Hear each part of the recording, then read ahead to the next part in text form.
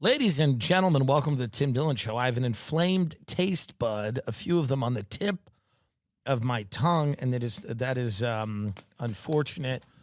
And I am healing them with cold beverages and food. Of course, I have a coffee here, which is not helping. Other people go through things that are far worse than I have gone through, and I know that. I'm aware of that. That doesn't mean what I'm feeling is illegitimate or invalid. I want to thank you to the pallbearer at my grandmother's funeral who sent this email. Not sure if you will read this, but I work part-time for the funeral home that helped out with your family member yesterday. I'm assuming it was your grandmother or great aunt. It was my wife! I was the younger bald guy who was at the church with you guys. No one remembers you. Well, you're all bald guys at the funeral. I'm not trying to be offensive. Anyway, I knew it would be in bad taste to say hello to you during the funeral. In fact, it would not have. It actually would have been great.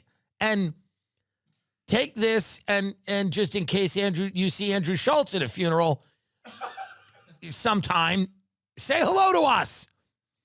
Had you come up to me and said, I'm a huge fan or big fan quietly, it would have been nice. It would have been very nice, because it was a very painful time for my family. Had you said it loudly in front of several members of the family, it would have been even better. Had you said, you've changed my life, sir. And I would have said, thank you. And I, of course, would have had to say it's inappropriate right now. But I wouldn't have meant it. Excited for the new show. What show is that? This Is Your Country, premiering on Netflix Tuesday, October 1st. I want to be number one or two. Love Island might get us, though. Or not Love Island. What is it? The other one. Love is Blind. They're releasing on the same day we are. God damn it, Love is Blind. It's a big show, Love is Blind. But our show will be on Netflix Monday night, Tuesday morning, depending on where you live, October 1st. We are going to do a live watch party at the Hollywood Improv. We're selling tickets to that. The link is probably up at the time of this release, Tuesday night. If you want to see we're going to do a little stand-up, couple of special guests, and then we're going to do a live watch party for the new show, which we are very, very excited about. And we hope you are too. I want to extend my, make sure they see the art. I want to extend my condolences to everybody on the west coast of Florida. They are great comedy fans. I've been down there many times. I love that area. And they're really going through it right now because of Hurricane Helene. Look at the scenes out of Florida. I mean, it is. Florida's like California. When the weather gets bad, it's apocalyptic, and there's nothing you can really do except sit in your house and watch it get destroyed. I mean, look at that. Look at that. All those people heading to Side Splitters in Tampa to go see me perform. All those people heading to see me call Meghan Markle a cunt at Side Splitters in Tampa. I hope everybody's okay. It is a apocalyptic weather in Florida. That's the thing. That's the trade-off. If you want to live in paradise, it might. Here we go. There it is. There we go. There's Florida. There it is. There it is. There we go.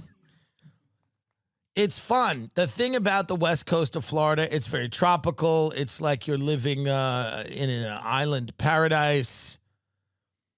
It's hard to live there if you want to do anything or have anything to do. It's difficult. It's not conducive to that.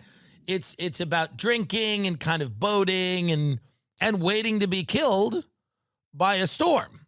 That is what the west coast of Florida is. The east coast of Florida has appropriated the energy of New York.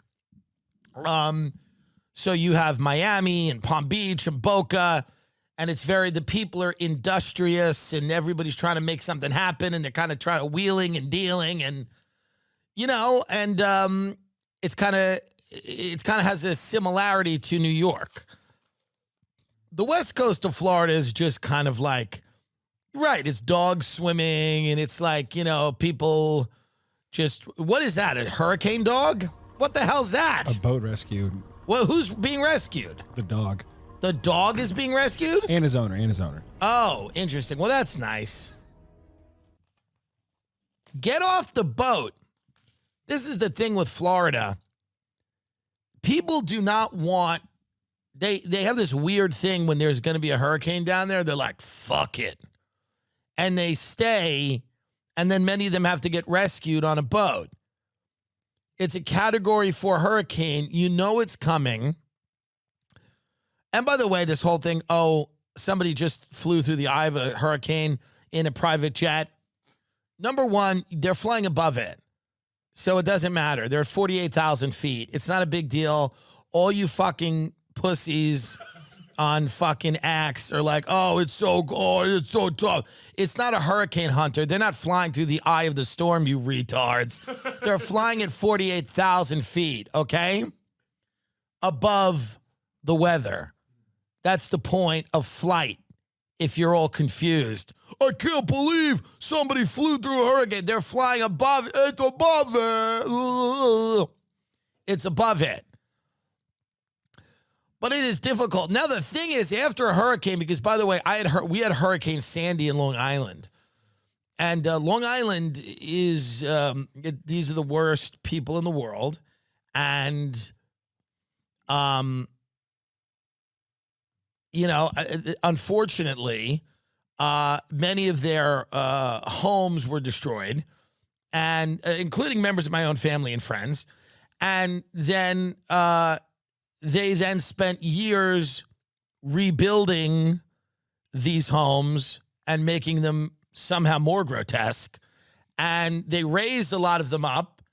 And everything that they couldn't accomplish in their lives, they used Hurricane Sandy as an excuse. It's actually a great excuse. A natural disaster is great. And there's years from now, someone will be sitting at a bar in Tampa talking about Hurricane Helene, ruining their chance at being orthodontist or whatever the hell they're trying to do. But none of it will have it will not be true. It will be a lie. It will be a lie, but it will be a good lie.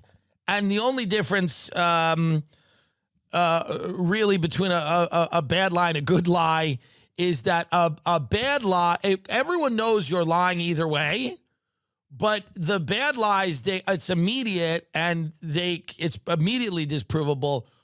A good lie, people just have to kind of sit with it for a minute, and they can't really, they kind of know, you kind of know you're lying, but what are they going to really do about it? That's what a good lie is like, what are they going to do?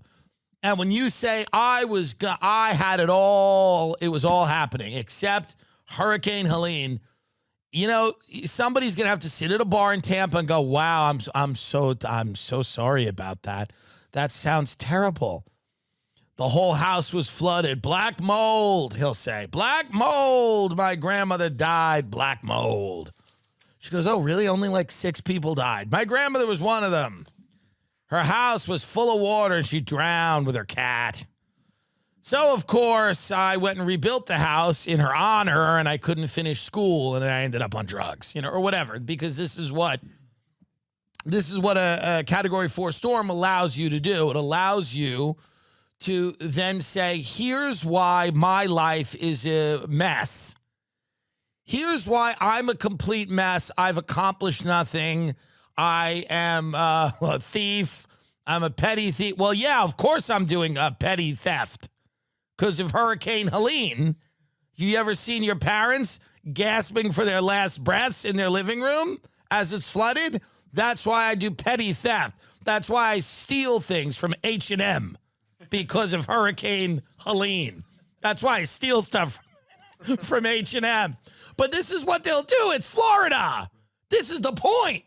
This is the get out of jail free card, or get into jail free. Let's be honest. Florida will use that. They will use it as they should, because older people in Florida make they make a lot of sense.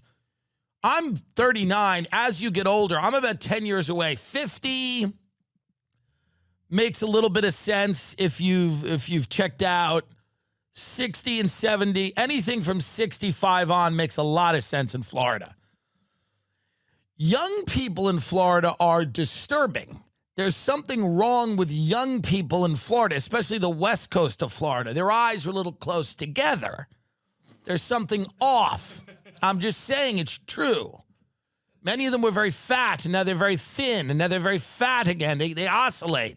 And I don't mean like 20 pounds. I mean, and then thin, and then big like a puffer fish.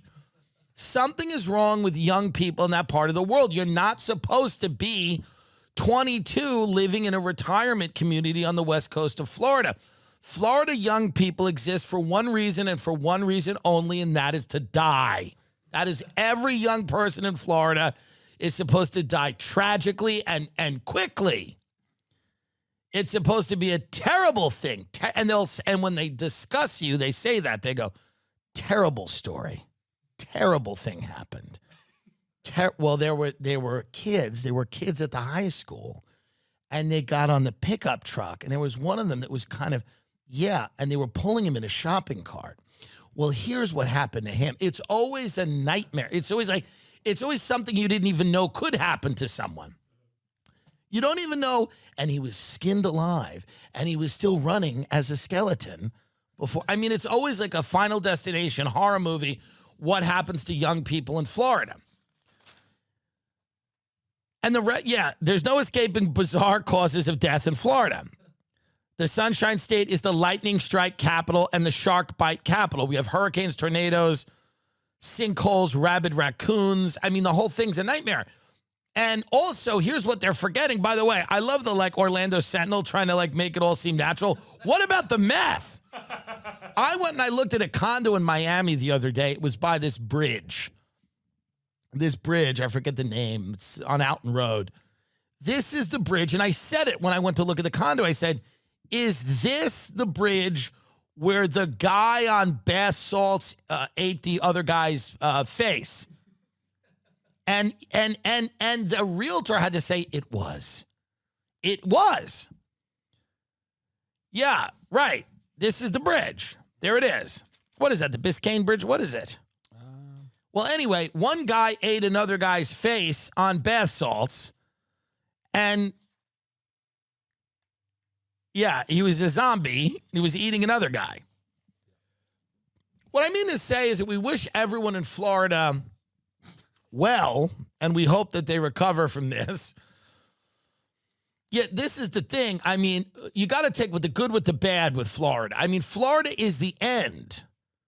It is the place you go to leave this physical universe, and it's a portal. Watched in horror, Florida man arrested after a diver was fatally entangled in boat propeller. This is the type of stuff that happens. We're not trying to make light of it, but it's tough down there. That's why you got to get in and get out if you're smart. If you're smart in Florida, you get in and you get out. Now, I love Florida. I could live in Florida. I could be that guy. I could descend. I could do it. I could live in the Florida Keys. I could do all of that stuff. But the reason that I can't is because I know that I will just end up like being, strangled to death by a python at a Wawa. It won't even be dignified. It won't even be cool. It'll be like the worst of all worlds. A family claims that a Florida doctor removed the wrong organ during an operation. This is recent. Yeah. So you got to take the good with the bad down there is all I'm saying. But if you, like Rahm Emanuel said, never let a good crisis go to waste. Never let a good hurricane go to waste. You are now absolved. Like when you go to church and the priest absolves you, you are absolved. Quit your job. Get a bunch of government benefits and take some time to find yourself. And we know how that works in Florida. That works real well. What is going on in this presidential election? I mean, we're all tied up, basically. It looks like Trump has the advantage in Pennsylvania, which would deliver him the election. The vice presidential debate is the night that my show comes out on Netflix. Tim Walz versus J.D. Vance. No one cares. It's not going to hurt us. We're worried about, no one's watching that, number one. And even if they do, they'll still watch my thing. We're worried about Love is Blind. Love is Blind is coming in. They're coming in hard. They're coming in hard now. So I'm not worried about J.D. Vance and Tim Walz. I was at a dinner party at Whitney Cummings' house the other night. And I want to give credit to Eric Weinstein there, who's being very, very interesting guy. Me and Eric, of course, have had our history, but I was sitting with him because, everyone at Whitney's parties is mentally unwell. Usually, and I don't say that for effect. These are sick people. Sia was there, lovely Sia, who's dressed like a nun and screaming, and Bert Kreischer and myself, and obviously Andrew Huberman, who's great. Not, but everybody's, Sia, right. She's very talented. Right, there you go. And we're sitting there, and I was sitting at the end of the table with Eric Weinstein, and he was I think he's nailing certain things about our time in a way that other people aren't. So someone clip that and send it to him, by the way, because everyone's clips everything else I say that isn't nice. You clip something nice. And the food, again, somehow not good. Whitney, whom I love, not good. I mean, I don't know why. I don't know what's going on over there. It just isn't. They don't know what they're doing. And this is a lot of people in California. It just isn't great. No offense to anyone. Sorry. Not great, and not seasonally appropriate either. And if you're going to have a nice dinner party, nobody wants to serve themselves buffet style. Bring it to us. You got money. We do. What? What was it? What was the food? You just had like a roast, like a prime rib type thing. No. And potatoes, it kind of sucked. No, you don't do this. But we were discussing this election, and Eric was saying that people believe there is no future. And I thought that was true. I think there are a lot of people that there is a certain nihilism that is the predominant note in our culture. And it's emanating from this place of hopelessness where people don't feel like anything good is coming. And my show for the last few years, all I've tried to do is tell people how good things are and how good they're going to get. So it's weird that people aren't embracing that. But what I will tell you is that the vice presidential debate between Tim Walz and J.D. Vance will probably be incredibly boring. I can't say that for a fact. Vance is not an exciting speaker. Tim Walz will be fun because he might make stuff up because he likes to make stuff up. Remember when they picked him and everybody thought he was going to win the election because all people wanted to do was have their father walk them around the fair and get him funnel cakes and hot dogs on a stick? Remember that dumb move when she could have picked Josh Shapiro, the big Jew governor of Pennsylvania, and they did not pick him because they were scared. They were scared that Josh Shapiro was going to get up there and start doing Jew stuff. That's exactly what they were afraid of. And they were like, don't start. And here they are. They're signing missiles. Zelensky and Josh Shapiro are signing missiles. By the way, it is funny. People are really offended by the signing of the missiles, not so much the dropping of them. Everyone's like, can you believe they're signing? I'm like, I don't really care. I mean, yeah, is it in bad taste? Sure. But you have no idea what they're going to do with these missiles. If you think this is bad, you have no idea what's coming next. But we have now the president of the Ukraine campaigning in America, and everybody is gleeful at the prospect of more war. Everybody's excited about it. Everybody is energized by it.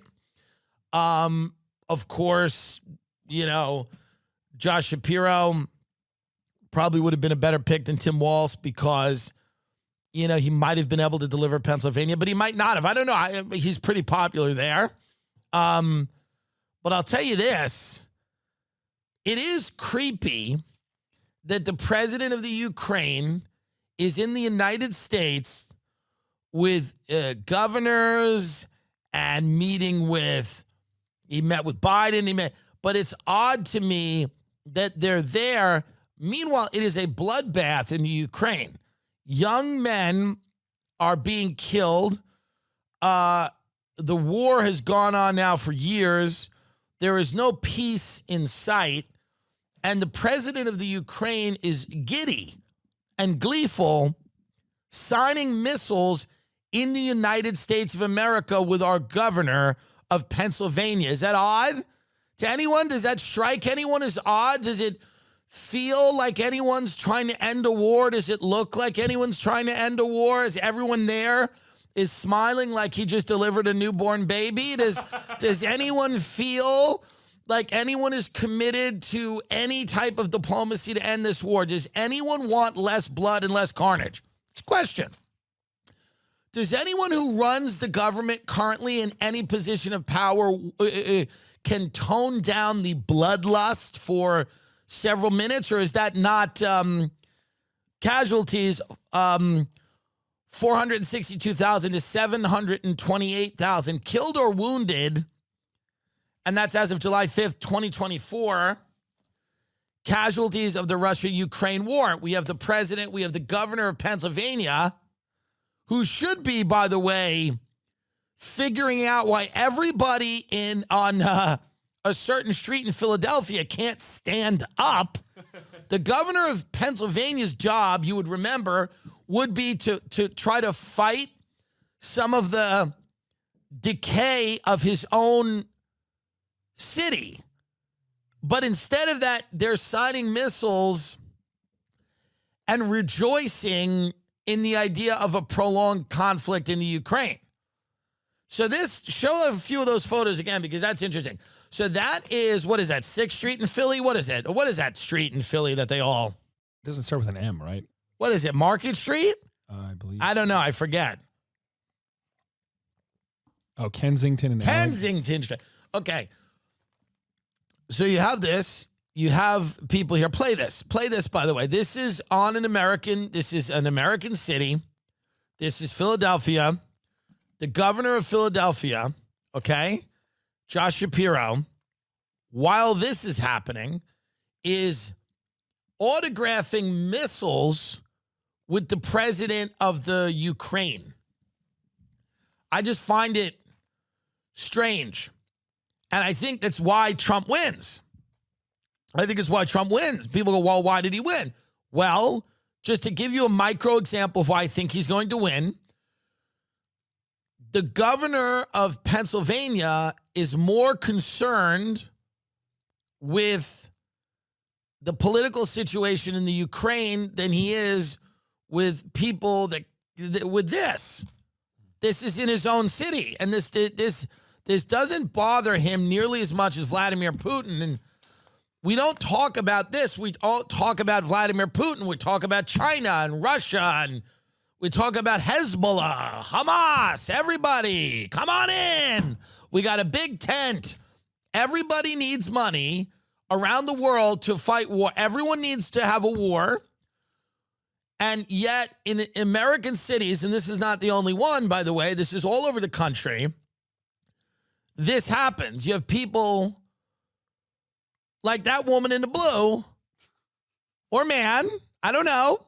Hard to tell from this angle, but is that woman or man in good shape? Because that's like America, Can you close up on that person? This is like America right now. That's the United States right now. Except like parts of it are nice. So like if you look, she'd have like Gucci shoes on. And like a Rolex. That's the perfect example of what America is. She'd have a Rollie, and she'd have some Gucci loafs, couple of Gucci loafers on, and, maybe a nice pendant. But the governor of Pennsylvania is out there, but he still would have been a better pick probably than Funnel Cake Dad, because Funnel Cake Dad is a pathological liar. I don't know.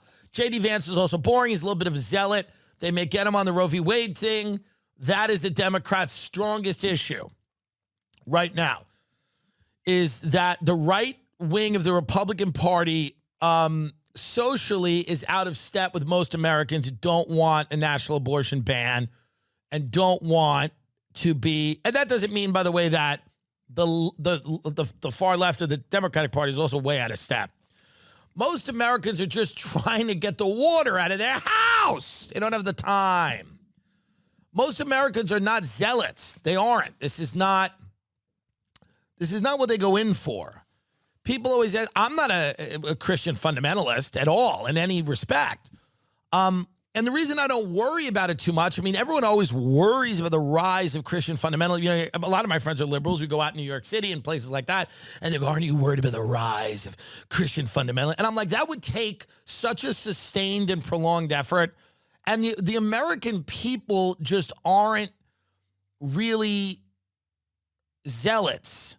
That's not where they live. They don't live in that place of like wanting to impose their worldview on other people. And that's why I think during the whole kerfuffle about the trans rights thing, it wasn't so much about respecting trans people, which we do. I think everyone, most people do, or they might not. There's a lot of people that hate people, but you're allowed to hate people from the quietly in your own home. That powers this whole country. It powers our economy.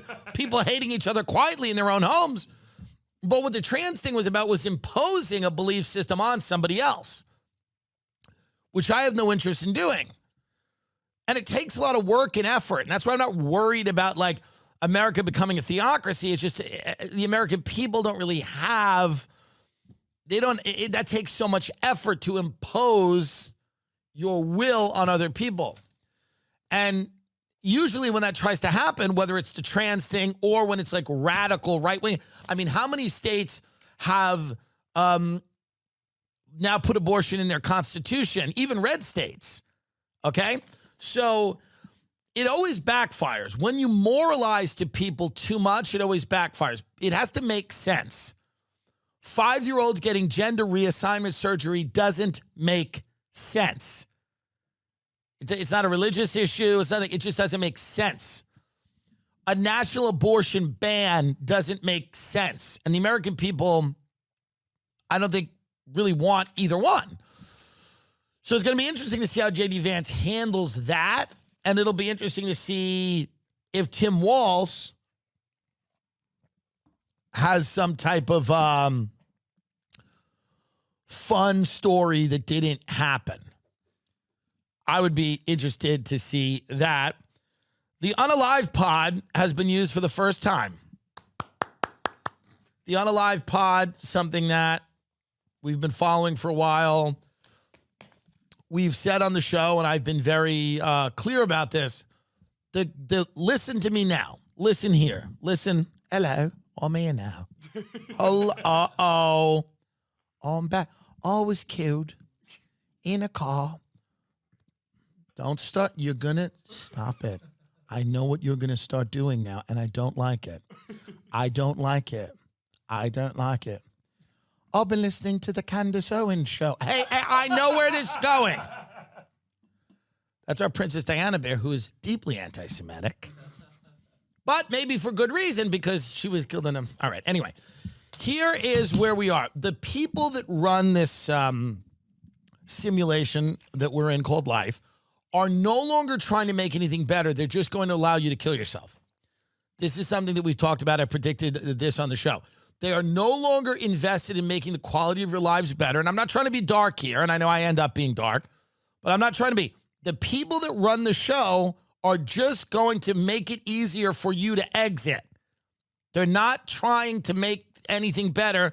There's going to be suicide pods and suicide pills, suicide potions. There's going to be a shampoo that'll knock you out in the shower and dissolve you. They're going to come up with so many different ways for you to kill your... It's going to be actually impressive. There's going to be an industry now. Because it'll start with people, and I'm all for this, by the way. that are in pain and suffering and have a degenerative disease and don't want to live anymore. And I'm all for it. I believe it's a humane way if you want to go that way. But it's going to end up being depressed people. People that, you know what? I owe too much money. Right? That's one of them. That's happening in Canada. People are going, you owe too much money. They come in, they go, I owe all this money. I don't want to live. And then Justin Trudeau comes in blackface and shoots you in the head. This is where we're heading. We're heading to this. We're heading to this sooner than you think. If you want to die, press this button. After entering the Sarko suicide pod on Monday, the machine allegedly asked the 64-year-old woman who has not been publicly named to press the button that would euthanize her. Well, of course it did. The machine's doing its job. If you want to die, press this button. A 64-year-old American woman used the Sarko-assisted suicide pod on Monday in Switzerland. Is that her? No, this is a demonstrator. How fun would that? It's a demonstrator saying we don't want it. No, she was like pimping it out, saying this is how it open the door, hop in, and press the button. I love the suicide model here. By the way, make that bigger. This is the suicide model. She's like, are you like me? Have you had enough? They're going to have commercials. Right. They will have commercials soon. How are you thinking of taking your next journey? Come to the Sarko pod. Our end-of-life pods are clean. They'll say things that don't even mean anything. They'll be like, it is, it's a beautiful, safe, and completely natural way to die. Come on your next journey. Why do we know why this 64-year-old woman wanted to do it? She had a terminal illness that was not curable, I believe. Like it wasn't like death or bankruptcy or anything like that. Okay. Well, by the way, that stuff is a different story. It will not end there. It already isn't. In Canada, go to Canada. I want you to look at conditions that are being approved for end-of-life stuff, and one of them is depression. I'm not even kidding. Okay? So you got to be at least 18 years old, have a serious illness, disease, or disability that is incurable and irreversible. Here's the thing, though, dude. I'm telling you right now, there are articles coming out. Experience intolerable physical or mental suffering that cannot be relieved. So I'm telling you right now. And why are you depressed? Well, I owe a bunch of money. Well, all right, get in the pod. Get in the pod. I'm telling you, that's where we're going in civilization and society. It's get in the pod. This is not for people that have neurodegenerative things. We all kind of agree with that. This is going to be to kill depressed people who owe money. Mark my words, etch them into stone. I'm telling you. And then you're going to be able to do this because you owe student loans. They're going to I'm telling you right now, you're going to let everyone, Tim Dillon, they're going to let you kill yourself because you owe student loans. They will let you climb into that pod. You will not have no opinion they do not like about the Ukraine. You go right to the pod. Don't like all your money going to make exploding waffle irons to send all over Lebanon? Pod for you. And it's going to be presented like everything's presented in this country is a great, isn't it not? Aren't you lucky? Some people don't even get to control how they die. They will, before the next Florida hurricane, they'll go, anybody who wants to make it easier and just climb in the pod now, we have the pods. Florian Willett, the co-president of assisted suicide group Exit International. I mean, folks, Exit International. I'm the CEO of Exit International. Get out of here. So here, the last resort. Oh, wait, hold on. Exit International's Swiss affiliate called The Last Resort. Can you imagine this? Who was the only witness? Go back. Who's the only witness to the woman's death, which he described as peaceful, fast, and dignified. This is going to be a booming industry in the next 10 to 20 years. They're going to include climate issues in this. I'm telling you. They are going to make it so easy for you to kill yourself. I'm telling you right now, it will be easier to kill yourself than to order. Unalive. Unalive. Can we have the Chobani ad now? Sorry, unalive. Unalive. I love it. You waited 90 times for me to. Prize Picks is America's #1 daily fantasy sports app with over 5 million active members. Prize Picks is the easiest and most exciting way to play daily fantasy sports. Unlike other apps, on Prize Picks, it's just you against the numbers. All you do is pick more or less on 2 to 6 player stat projections and watch the winnings roll in. 1, Caleb Williams passing yard gets you 1 win on Prize Picks every week in September. That's right. Only 1 yard gets you an automatic win every football weekend in September. 4 weeks of free W's. Don't miss this deal on Prize Picks because it's gone when September ends. You can now win up to 100 times your money on Prize Picks with as little as 4 correct picks. Prize Picks is the best way to get action on sports in most states, including California, Texas, and Georgia. Want to play Prize Picks alongside Drewski, Joe Button, MMA champ Sugar Sean O'Malley? You can now find community plays under the promos tab of the app to view entries from some of the biggest names in the Prize Picks community each week. I love Prize Picks. I've won a lot of money with it, and a lot of my friends have won money with it, and it's a great way to enjoy yourself. I'm telling you, just download the Prize Picks app today and use code TIM. It's a great way to support the show, and it's a great way to enjoy fantasy sports. You get $50 instantly when you play $5. What? That's code TIM on Prize Picks to get you $50 instantly when you play $5. You don't even need to win to receive the $50 bonus. It's guaranteed. Prize Picks, run your game. Kalshi is the first and only legal prediction market in the U.S. After years of working with the federal government, Kalshi got historical regulatory approval from the CFTC that enabled it to offer a new asset class called event contracts, which allows traders to take positions on whether a future event will happen or not. Like with stocks or commodities, people can now trade on any event that has economic or social relevance and that they relate to. People use these markets to make money from their opinion knowledge or to hedge risks they face. Additionally, when people trade on a question like who will win the U.S. presidency, we get really accurate forecasts of whether this event will happen or not. Kalshi is already the most accurate forecast for a large range of future events, including economics, climate change, COVID, politics, tech, AI, science. Kalshi is about to get approval to list elections on the outcome of the upcoming election. The last time election markets were legal and mainstream in the U.S. was in 1924. Back then, election trading volumes were higher than the stock market in the month leading up to the election. We're giving a $20 bonus for the first 500 people who join with the code and deposit $100. Kalshi.com/Tim. If you like to trade, this is the move. Kalshi.com/Tim. They have a mobile app. It's a great way to support the show. It's a great way to have fun predicting future events.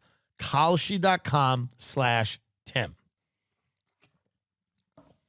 It will be so easy for you to unalive yourself. It'll be much easier than ordering room service at a hotel, which is like very hard now. So I'm just saying it's coming. It's coming, and this is the director of the Exit International. This is what he looks like. By the way, I'm sure that some of these people have some type of good intentions where they go, somebody has a neurodegenerative, terrible disease, late stage cancer, whatever it is, they're in pain. That is not where this ends, though. I have no issue with those people exiting in a humane way, and neither will anyone else. But will there be enough business? This is a business now. It's a business. Exit International, Swiss affiliate, the last resort. I mean, there's going to be competitive. There's going to be, don't you want to die in our pod? There's going to be marketing meetings and sales. I mean, this is a regular business here. This is Chobani yogurt versus Fahe versus Siggy's, the Icelandic skier. I know a lot about yogurt. This is a business. Now, it is a bit, by the way, I was supposed to have an interview with Brooklyn.com or whatever to write. This is, by the way, thank you, publicists. Thanks. Thanks, everybody. So Brooklyn, I don't know what they put me on here, Hasidic.org or whatever, who's ever interviewing me about my show. I missed it, but I'll call them back. Sorry, they're texting me and calling me. I'm in a hurricane. I'm volunteering in Hurricane Helene. I'm taking trans people out of their homes in Hurricane Helene and bringing them to the pods. What I mean about this is a business, and this will not end. There's no plans to stop the death in this. By the way, there are no plans to stop the death here. We're only going to turn the death up.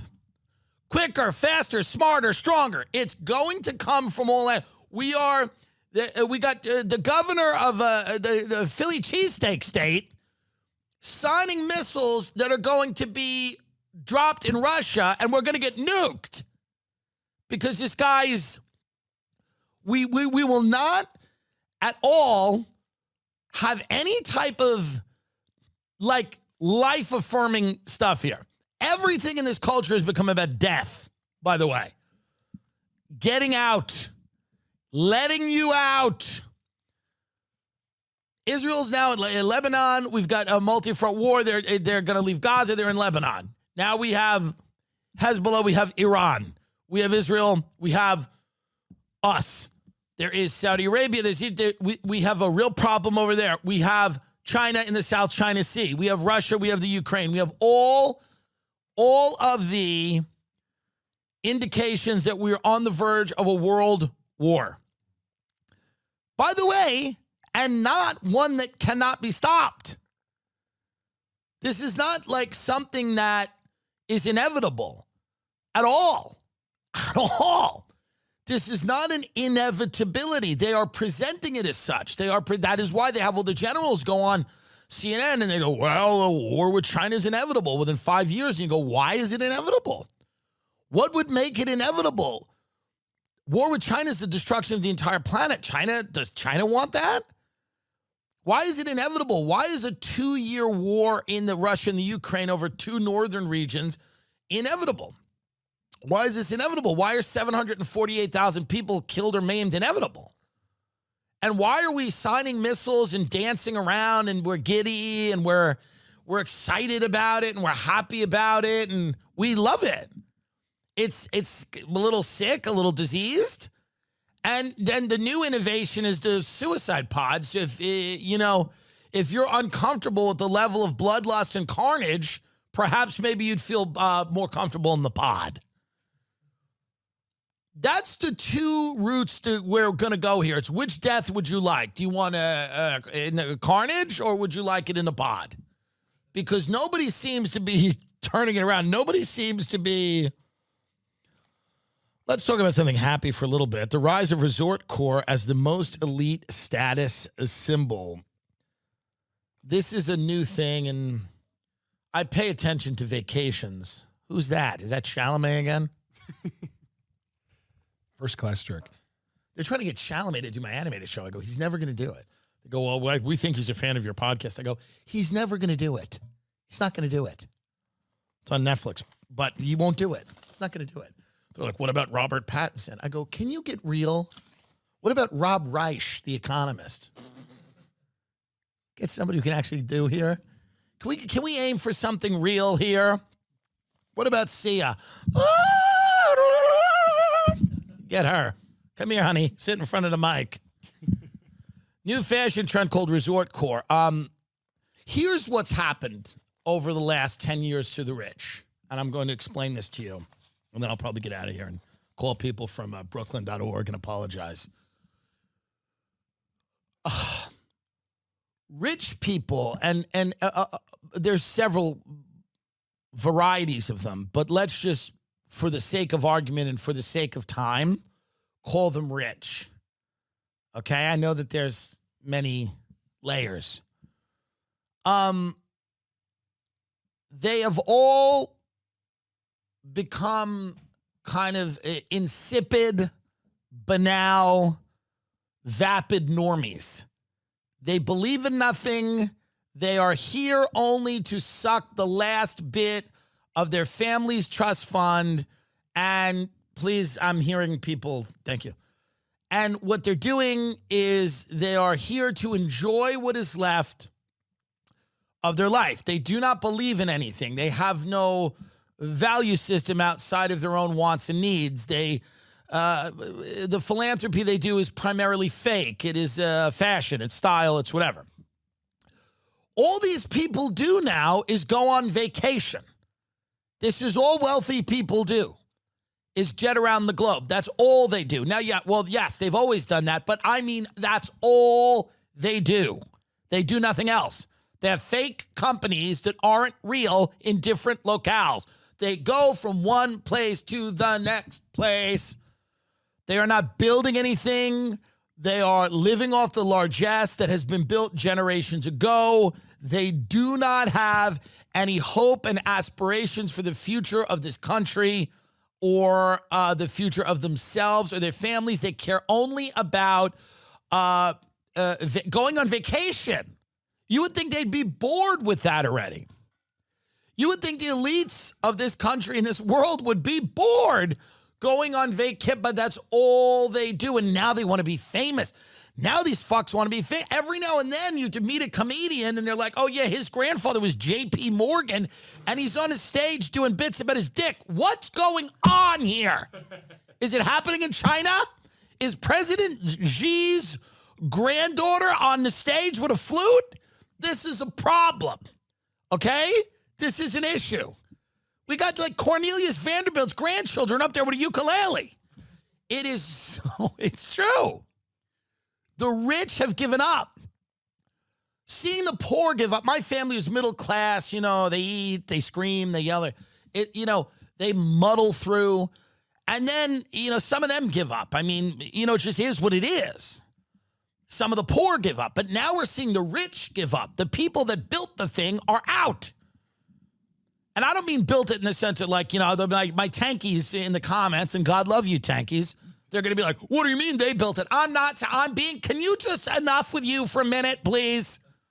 What I'm saying is like seeing these people completely confine themselves to it's like an Instagram travelogue with these people all the time. They're just doing it. They're building. They have no interest in anything outside of traveling. It's crazy. Oh, I was in Italy. Well, there's actually, Lake Como, there's a little barn. And in the little barn, and you go, you people at one point controlled the world. You controlled the world. I'm not going to say who, but I was with some incredibly, I could get in trouble all the time with my mouth. These people, and these were some of the most powerful people in the world. They're talking about like the surf club in Montauk, going, we use the surf club like a corner bar. And the surf club's like this hard bar to get into in Montauk. You people used to run the goddamn world. What the fuck? The surf club? I'm going to defect to somewhere, by the way.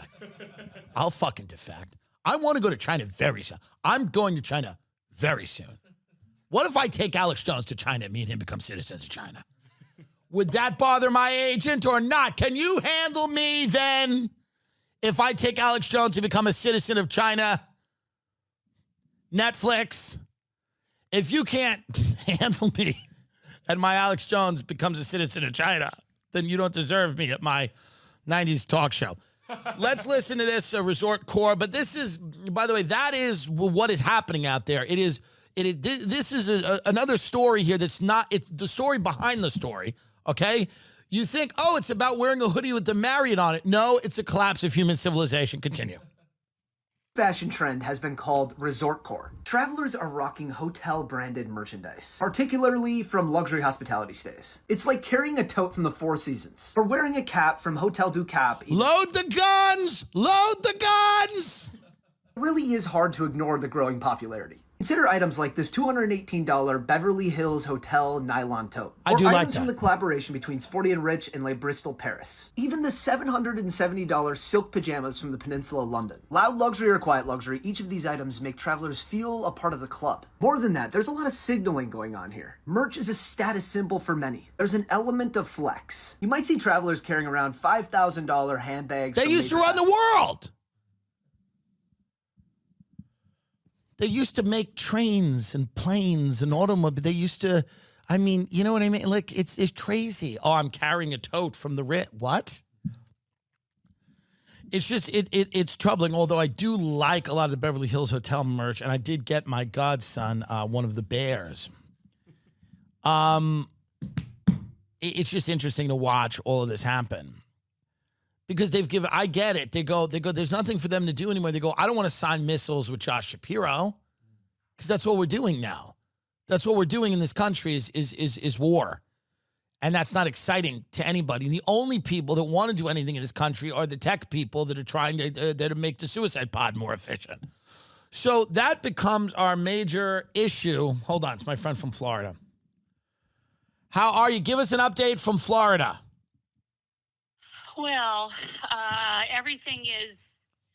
My favorite restaurant was flooded. There's a lot more flooding than they anticipated. A lot. Both my neighbors got into their house. For the grace of God, we didn't get anything in the house. It just came up to the middle of the driveway near the pool deck, but it receded. People are just like, what the fuck? The storm surge was pretty relevant and extreme, more than people expected. All right, I got to go. I'm recording my podcast, but watch out for looters. Well, yeah. Okay, bye. Well, it's Florida. You got to have a little looter fun. If you can't do a looter bit in Florida. But I'll tell you this. It is, that's why I'm excited about the show coming out on Netflix. We need to go back to showcasing what this country truly is at its core. And it's not a political country. It's not a country about political conventions. It's not a country about political ideologies. It's a country about people trying to figure out their own goddamn hustle. They're trying to figure out their own lives, and they're trying to figure out how to live. And it's not easy. Even these rich fucks who've abandoned any concept of civic virtue, who care nothing about anything, you know, their lives are so boring. They're just walking around in a hotel merch. They go to these clubs every night. They get fucked. I mean, it's like, and the only people who care are these government bureaucrat, faceless merchants of death. They're the only people that seem to get up in the morning with a purpose. The only people on this planet that seem to get up in the morning with a purpose are these gray suit, black-eyed government merchants of death who want war everywhere. They want the financial sector to continue to dominate every thing. They want the tech sector to continue to dominate. They have no care or concern for education, for infrastructure, for trade, for people that are sick and that don't have, the resources to send their children to a good school. They don't give a shit about any of that. The only thing that these people care about is getting you excited about a war somewhere you've never been. That's all they're excited about. They're the only people that get up in the morning with a purpose, and their purpose is to get you really jazzed and really pumped up like a new bakery opened in town, except it's a war in a place you've never been that requires all of your money and then eventually will require your children as well. That's what they're trying to get you jazzed up about. That's what they're trying to get you pumped up about. You're not going to believe it. We've got something new. Finland, perhaps? Ooh. They like it. They pitch wars like the way they pitch ideas in a writer's room. And they're like, well, kind of like this Ukraine. Russia's going to go in. We feel like they'll go in. They'll definitely go in. Yeah, we'll just say we're putting it in NATO and, we'll go over there, send the vice president over there. Yeah, I mean, that's their red line. They're not gonna permit that, so they'll go in there. Yeah, it's great. Yeah. So we're gonna help overthrow the Yanukovych government. We'll talk about putting Ukraine in NATO. Russia will invade. We'll bleed Russia dry over 2 years. We'll get all the Europeans together. Yeah. Well, that starts to go away. You get the Hezbollah thing. Well, that's always gonna pop up. They're always good for a couple $100 billion. Then blah, blah, blah. Then they're getting the South China Sea ready while you got Hezbollah. And you are broke. Your kids are tattooing themselves, as Eric Weinstein said the other night brilliantly, and mangling themselves because they don't believe in the future. And you're sitting there and there is no plan at all to do anything for you except perhaps make your suicide pod less expensive.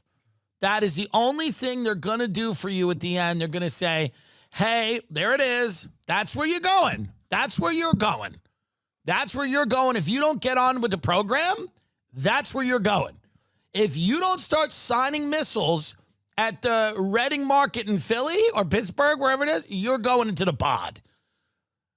I mean, what does that even mean? Zelensky and Shapiro unite for Ukraine. No one even knows what that means anymore. You're not getting Crimea, all these things. And I'm telling you right now, it's the calm before the storm. You can feel it. There's a calmness. People don't care. Nobody knows what time it is. Again, I'm quoting Weinstein. Again, my dinner party friend at Crazy Whitney's. But he's right. And I'm not saying, by the way, that Hezbollah shouldn't, face consequences for whatever the hell they do. What I'm saying is that this has become an insane, endless march towards a conflict that seems unwinnable and that it will just explode in a regional war. And it could then end up being a world war, which I think we all want to avoid. Don't we? You're not defending. When you say you don't want a war that's exploding, people go, well, then, what do you think? It's you now. You wouldn't like to live with Hezbollah. I don't live with Hezbollah. It's crazy. It's like when you talk about immigration and they go, well, what about citizens who commit crimes? You go, well, you can't deport them. Everyone would want to deport a lot of people that are citizens here. Please play some of Ellen DeGeneres' new special. It's the greatest thing that's ever been done. It's the greatest thing that's ever been done. The coffee's going everywhere. I will not leave until I see Ellen DeGeneres' new special. And it was recorded in Gaza. And here's what you got to respect about Ellen, and I do. Actually, is that Ellen is, not only from hell, she's of hell. And that is different. That is different. You can be from hell, and yet you have not let it seep into you, and you've not let it become you. Ellen is of hell. I know people that know her. And I'm not talking out of school. I respect things she's done in her career, but Ellen is of hell. She's the fire and brimstone. It has become her. And what I like about this is she's coming back. Look at the people in the audience, by the way. It's all, can we be honest? Does that blonde woman not seem a little bit like an Ellen demon? Like Ellen became just different demons? And that's one of, are any of these people real? Or, because Ellen is a demon, and let me tell you what demons can do. I think Ellen has projected many versions of herself into the crowd to laugh at her special. Is that not true? Yes or yes? So that woman here is just a demonic projection. One of the things that lives inside Ellen, when her agent called her and said, so we're going to put tickets on sale for this? And Ellen goes, no, don't worry about it. I can project many of my demonic entities into the audience. We'll be full. We'll be full. 10 tapings, doesn't matter. Let's finish this trailer.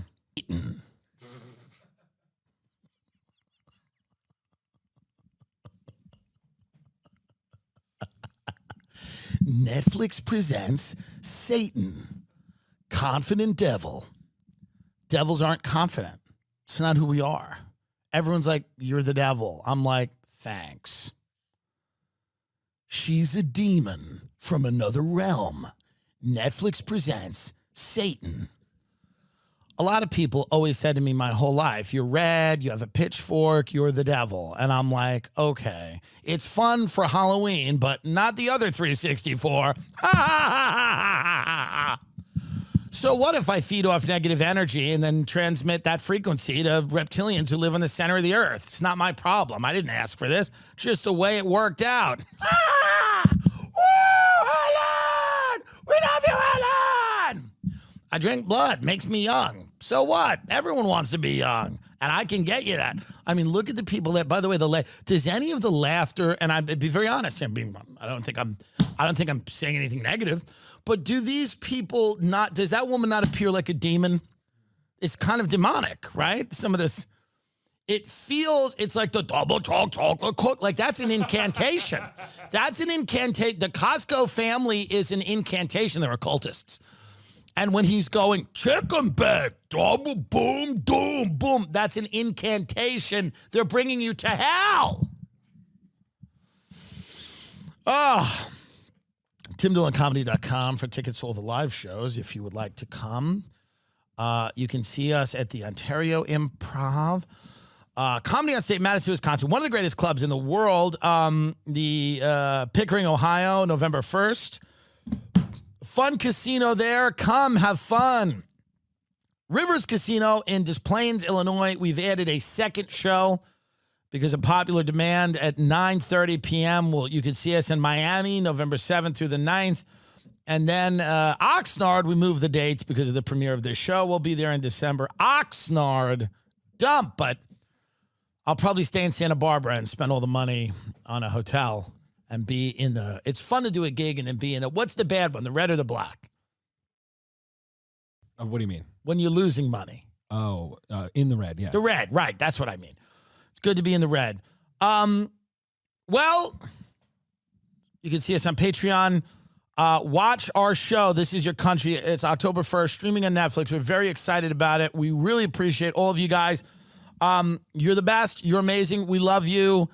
And unlike Ellen DeGeneres, who has hundreds of millions of dollars, I did get into the business for money. Good night. Ladies and gentlemen, welcome to the Tim Dillon Show. We are here, and we have been absent from your computer screen for about 10 days, and we apologize for that. I was in Ibiza all summer, in Ibiza and the Amalfi Coast, and all of those places. And I'm there because I'm invited. And that's why I go. Because when you are doing whatever you're doing, I'm in Ibiza with my friends. And I'm in the Amalfi Coast and the south of France and Denver, where I was. Actually, I was actually in Denver. I was in Denver, America's Ibiza, Denver, Colorado, doing stand-up comedy at one of the greatest clubs in the world, the Denver Comedy Works, and we had amazing shows, even the Sunday show at 4 p.m. You forget how fun it is to do comedy for 380 people, however big the room is, but it was intimate, it was fun, and thank you to everybody that came out. The American Royalty Tour is on sale right now, TimDillonComedy.com. All of my dates are up, including Carnegie Hall, where I'm going to take my own life. So that is, whether you want to buy a ticket to a show after that is something, but I am ceremoniously going to take my own life at Carnegie Hall after the show. But I'm kidding. Of course, the dates are on the website. We're not going to go through all the dates you can read. I like Denver. It's a town stuck in the 90s. It is oddly without an identity. And I don't know, it's not quite Portland and Seattle. It's for people that like it a little weird, but not as far gone as Portland or Seattle. You want your girlfriend to be bisexual, not non-binary. If you're in Denver, you can have blue hair, you can finger your friend, but you got to be a gender. It's Denver. And then if you go to Portland or Seattle, then you can really let fucking loose. But that's what Denver seems to be. You see the people hiking. It's the outdoors, the mountains. They don't know. They're empty vessels in Denver. They're trying to get filled up with something. And I'm bloated now because I was in Denver, the oxygen, because it's high altitude. And don't say, and I know what all of you are going to say. I know what you're going to say. That's not what. I know what's going to happen. Every comment, top comment, bloated because he's in Denver. But I know what you're going to say. It is a fact that at high altitudes, people bloat. That is a fact that I have read, because the air in your stomach begins to, and it just, you go out like that. In Denver, because I was up at the altitude of around 5,000 something feet, and that is a huge reason for the bloating. And I know that many people will disagree with that or have their own, snide remark. You can have a snide remark about it, but it's the facts. It's true. But that's where I was. So that's, I was not in Ibiza. But to everyone who is, that's great. I'm not mad at anybody. Everyone's on vacation now. Everybody, every comedian, every human being I know is on vacation somewhere cool. And I am not. Everybody I know is in Europe or Italy or Croatia. And I am in Denver eating a green chili, which is not good. Green chili is not good. I don't know what it is. It is not good. And I'm eating a green chili burrito. The bloating is the altitude. But I was eating a green chili smothered burrito in Denver. Not in Ibiza, but in the Mile High City, Denver. And in that time that I was away from you all, I imagine I've heard about, and this is not a big deal, it's the summer, and the Obamas killed a sex slave. And it's so strange to me that this even makes news and that any of you are shocked by this. There was a really hot chef who worked for the Obamas. He's a hot chef, which, by the way, immediately, again, it's like, okay, even though chefs are getting hotter. Tafari Campbell, R.I.P., paddleboarding death, riddle. Cops left call log reporting Obama's private chef drowning blank and said it came from 2 miles away as they refused to reveal who he was with on the water. If I was Obama, and I am, and if I was gay, which I am, but I'm not black and I wasn't the president, but if I was bisexual maybe, and I would have a hot chef, I would, and I would fuck the hot chef. And if the hot chef, and this is, again, purely speculative, I don't know anything. I'm just telling you what I would do. What I would do. So don't say I'm spreading conspiracies or entertaining anything. I'm telling you personally what I would do. I would fuck the hot chef. If the hot chef got mouthy, I would drown him in a pond. In Martha's Vineyard, I would drown him in a pond. That's what I would do. I don't know if that's what Obama did. I don't know if that's what he had done. I'm just telling you, if that was me, it's very strange that anyone drowns in a pond. It can happen. Sure, it can happen. These things can happen. He was supposedly a very strong swimmer. I think that people were putting up videos of him swimming. Martha's Vineyard police left the reason for the 911 call reporting Obama private chef Tafari Campbell's drowning. Why would they leave it blank? The night of the accident? Yeah, there was maybe like they didn't missing. know. There was just hours missing. They blocked, like, you can't request the public records of it for some reason, so you're never going to hear these 911 calls. Usually they play them on the news. The Democrats run Martha's Vineyard. Yeah. They've done it. They've ran it since Teddy Kennedy and that bitch went in the water. Since they ran it, they've run it. That's their island. The Republicans have Palm Beach. Jeffy Epps, Ghislaine, Trump. They have Palm Beach. Democrats have Martha's Vineyard. The Hamptons, a little bit for everybody. But that is a Democrat island, and they take care of their own. They protect their own. If somebody's dead in a pond, we don't know why that happened. They go, let's get to that. Now, this is sad. We don't know what happened, clearly. Apparently, he was at their residence and they aren't there. Is that odd? Do you let the chef use the residence? I'm asking. I'm asking that. Even though he's a family friend, does the chef get to use the estate in Martha's Vineyard when you're not there? The fuck he does. My chef? My chef? What do you do? Who are you cooking eggs for? You're going to my estate, which is this what we're being fed? That's the reality, right? No one's there. Right. It's the chef. The chef calls Obama and goes, I need some time to reflect. And Obama goes, why don't you stay at our house? Is this weird? Am I nuts? Am I crazy? I'm asking the question. Like, I don't know. I'm thinking of how this goes down.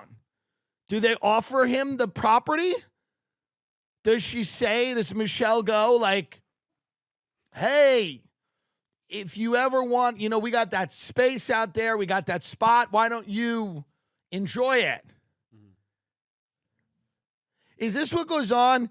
Does like Bill Clinton's dog walker go to his house when they're not there? Right. Who's going to, what's happening? Is the guy the chef or is he a family friend? Now, I know he's a family friend. Do you have videos of him swimming? Yeah, here we go. There's videos of this man swimming. Supposedly he drowned, and I thought he was in the open ocean. Now, by the way, guys, don't come at me and say you're a conspiracy monger. I'm not a conspiracy monger. I don't talk about anything that's not proven.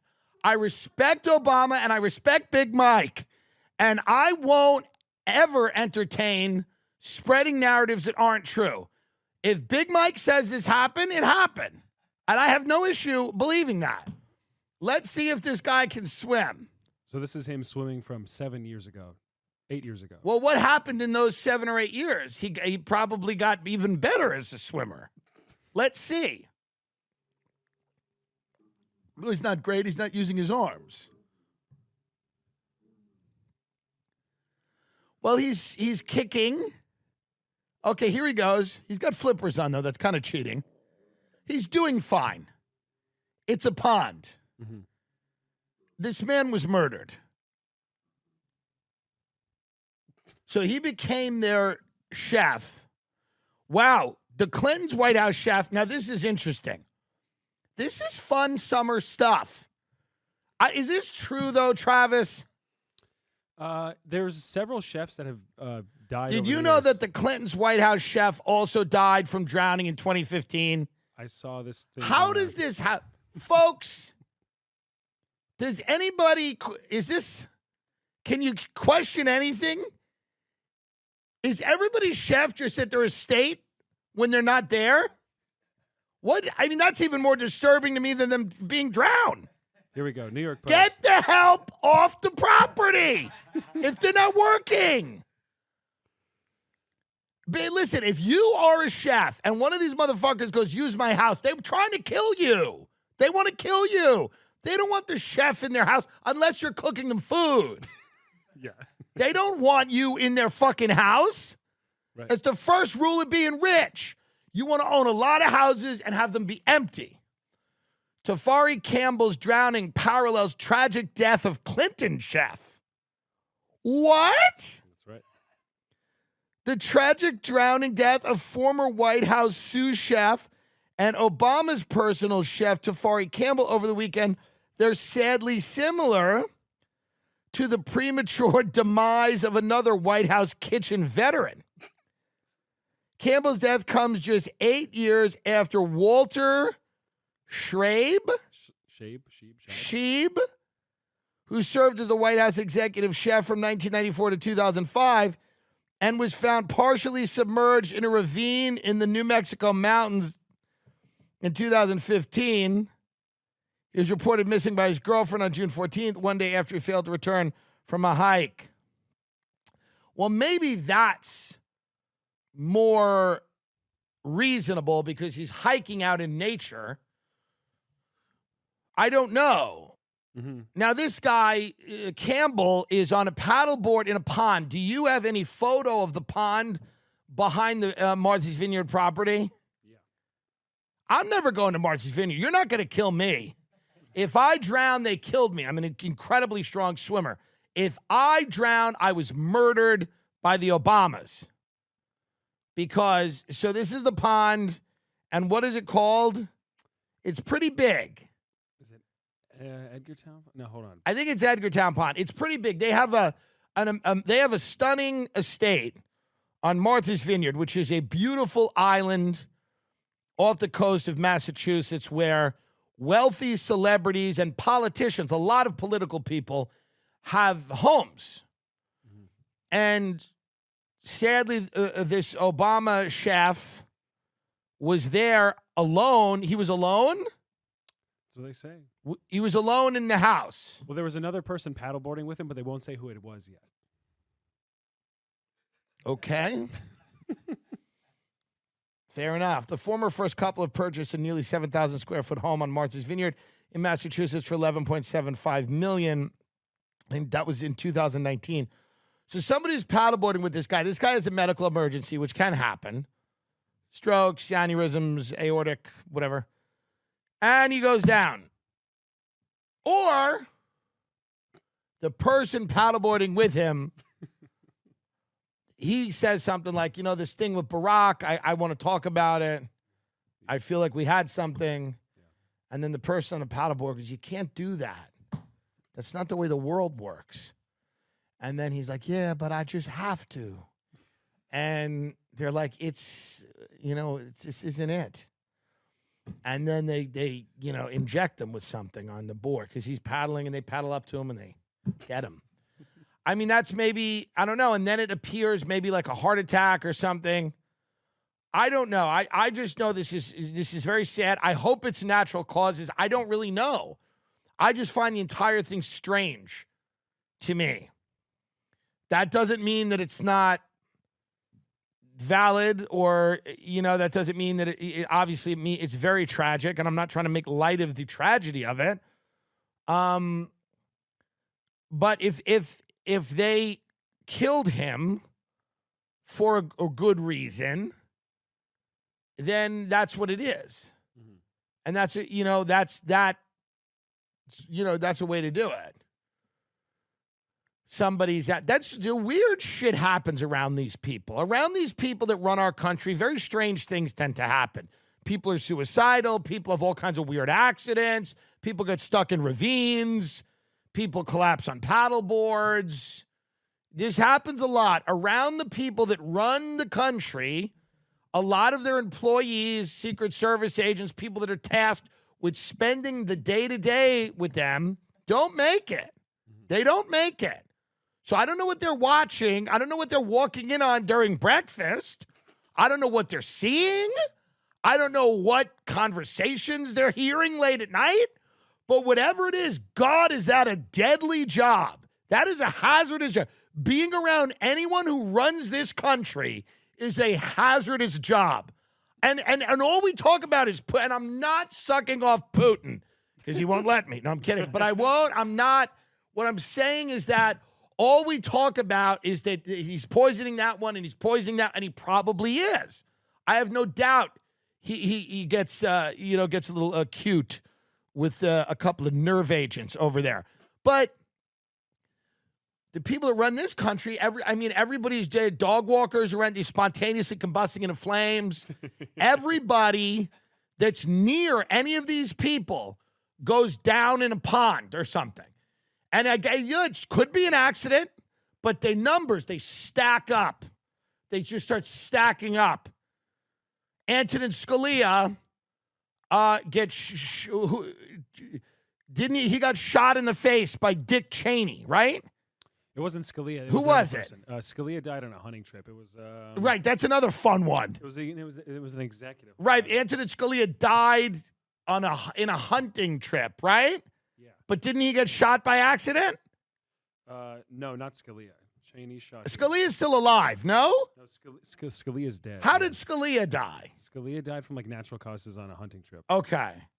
But someone shot someone in the face. Yes, Cheney shot, who was it? There's a lot. My point is there's lots of accidents. Harry Whittington. That's who Dick Cheney shot. There's tons of accidents. To be around just being around these people is hazardous to your health. Anywhere near any of them, people end up dying. Get shot in the face. They fall into a pond. And maybe it's all a coincidence and maybe it's an accident, but I'm just saying maybe it's best to not surround yourself with in those circles. Mm-hmm. It seems best to not be in the Obama estate when they're not there. What good will come of that, I wonder? What good will come of that? I was invited to stay at my boss's home, and he's not there. Huh. I wonder what will happen. My boss, who I might have had a few interesting moments with, perhaps, maybe. Right. Don't drown me. Don't even try to drown me, because I will yell. If you try to drown me, I will yell at the beach, and it'll be very embarrassing for everyone, and it will scar the children watching it. If people try to drown, you have to old school drown me. Like, you have to, like, put me in a dunk tank, and it'll be very crude. I'll move on from that. I don't want to keep talking about this. I feel bad. RIP to this person. I don't know. There's no information. This is the other thing with this. Nobody will ever know anything about any of these things ever. And you'll just either go, okay. I don't know. You know, it will matter or it won't. I don't know. Do you know who should have taken legal action against people? Princess Diana.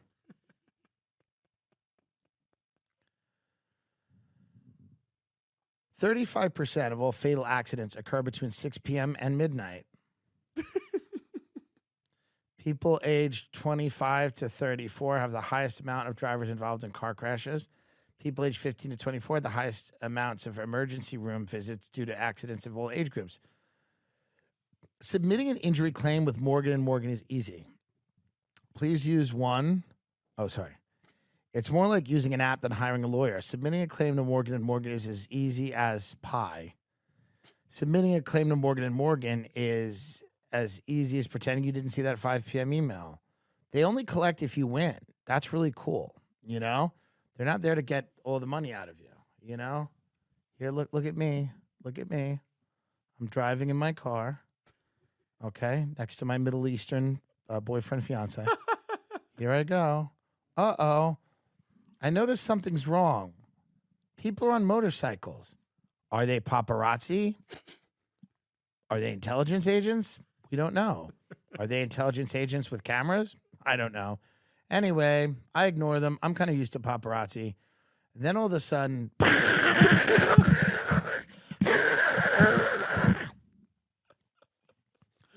royal family wins again. And had I survived, I would have gone Morgan & Morgan. If you're ever injured, you can check out Morgan & Morgan. Their fee is free unless they win. For more information, go to forthepeople.com/Tim or dial #law, #529 from your cell phone. That's forthepeople.com/Tim or #law, #529 from your cell. This is a paid advertisement. I'm the People's Princess. In the summer of fat, they're filling a Reese's peanut butter cup. Like, there should be laws now with some of the restaurants. Like, there should actually be laws. I believe a little bit, like, you know, Michael Bloomberg, towards the end of his run, got very nanny state.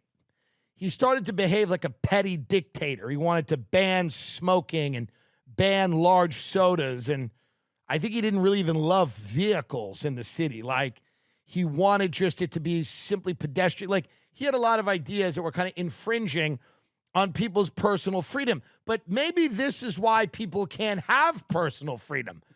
The Reese's Peanut Butter Cup is the best candy in the world. It has been for years. Why? Ratios. Ratios. It is a perfect ratio of chocolate to peanut butter. That's not a novel concept. I'm sure I've said it. Millions of people have said it. That's what makes things good. Ratios. Sandwiches. What makes them good? Ratios. How much meat, how much cheese, how much bread, how much whatever. The Reese's Peanut Butter Cup is absolutely perfect as it is. It should only be altered maybe once a year during Easter for that egg, which isn't good, where they put it in the form of an egg because of the holiday and because of Christ. But maybe that's the only time. We don't need to do, like, Oreo, I think, kind of bombed when they tried to go too crazy. And we got to ban the Frankenfood. Like the Oreo cakester that's like, it's a cake. Mm-hmm. It's a cake that's shaped like a cookie that you eat. It can't happen now. We have a problem in this country, like a very big problem. We have to ban Frankenfood. Things that, like the donut burgers, like the things that aren't of nature, Not that a peanut butter cup grows on a tree, but you know what I mean. The things that push it to the edge, where it's heinous, where people look at it and there's a grimace on their face because they can't even imagine eating this crap. We have to use the power of the government now to stop this. Stop the pop-ups in Times Square. You don't need, like, there was an M&M store. Now every candy, cereal, there's a pop-up experience where you can go in and with your children and feed them garbage in like a fun Disney-esque environment. We don't need it anymore. And I think it's hurting people. So now here's the article that made me, I'm fully converted to this, by the way. I fully believe you will not find this in Europe. You will not go to France and have stuff your own 1 pound giant peanut butter cup. Stuff your own 1 pound peanut butter cup. Happy summer, by the way. Do you know how sweaty? By the way, in a majority of the country right now, you can't even walk outside because it's so hot. Your tits are sagging and there's a rash under your tits right now. Most people, not all of them, but a lot of them, statistically, they have a tit rash. Gender unimportant. They have a rash, and they are ignoring, and they're, I guess, smearing Eucerin on it so they can go walk to get the big 1 pound peanut butter cup. Show the video of this. It's the most disgusting thing I've ever seen. It is like the self-serve frozen yogurt concept, which I had a great bit on in my first Comedy Central half hour that I believe is available in Canada right now because they did not show it anywhere or market it. Thanks, Comedy Central. Appreciate it. Now, that being said, there is the self-serve frozen yogurt concept is you go in, you choose, it's like Chipotle, you know, you choose the mix-ins. You choose the things you eat. This has failed miserably. By the way, this idea that Americans should be able to choose. That's why the burritos at Chipotle can't close. That's why the self-serve frozen yogurt costs $38, because Americans cannot handle the freedom of choosing what goes in their body. It needs to be banned. Now Reese's has something called Stuff Your Cup, which is disgusting. Families that go to this should be like To Catch a Predator. They should go right to jail. A family that takes their fat kids to stuff their Reese's cup should go right to jail afterwards because everybody's going to be a legless pig very soon. I'm telling you. I'm at least writing a novel shitting on my parents for what they did to me with food. Save yourselves. Reese's Stuff Your Cup. Let's watch a little bit of this, please. Chocolate World in Hershey, Pennsylvania, you can make a custom 1 pound Reese's peanut butter cup.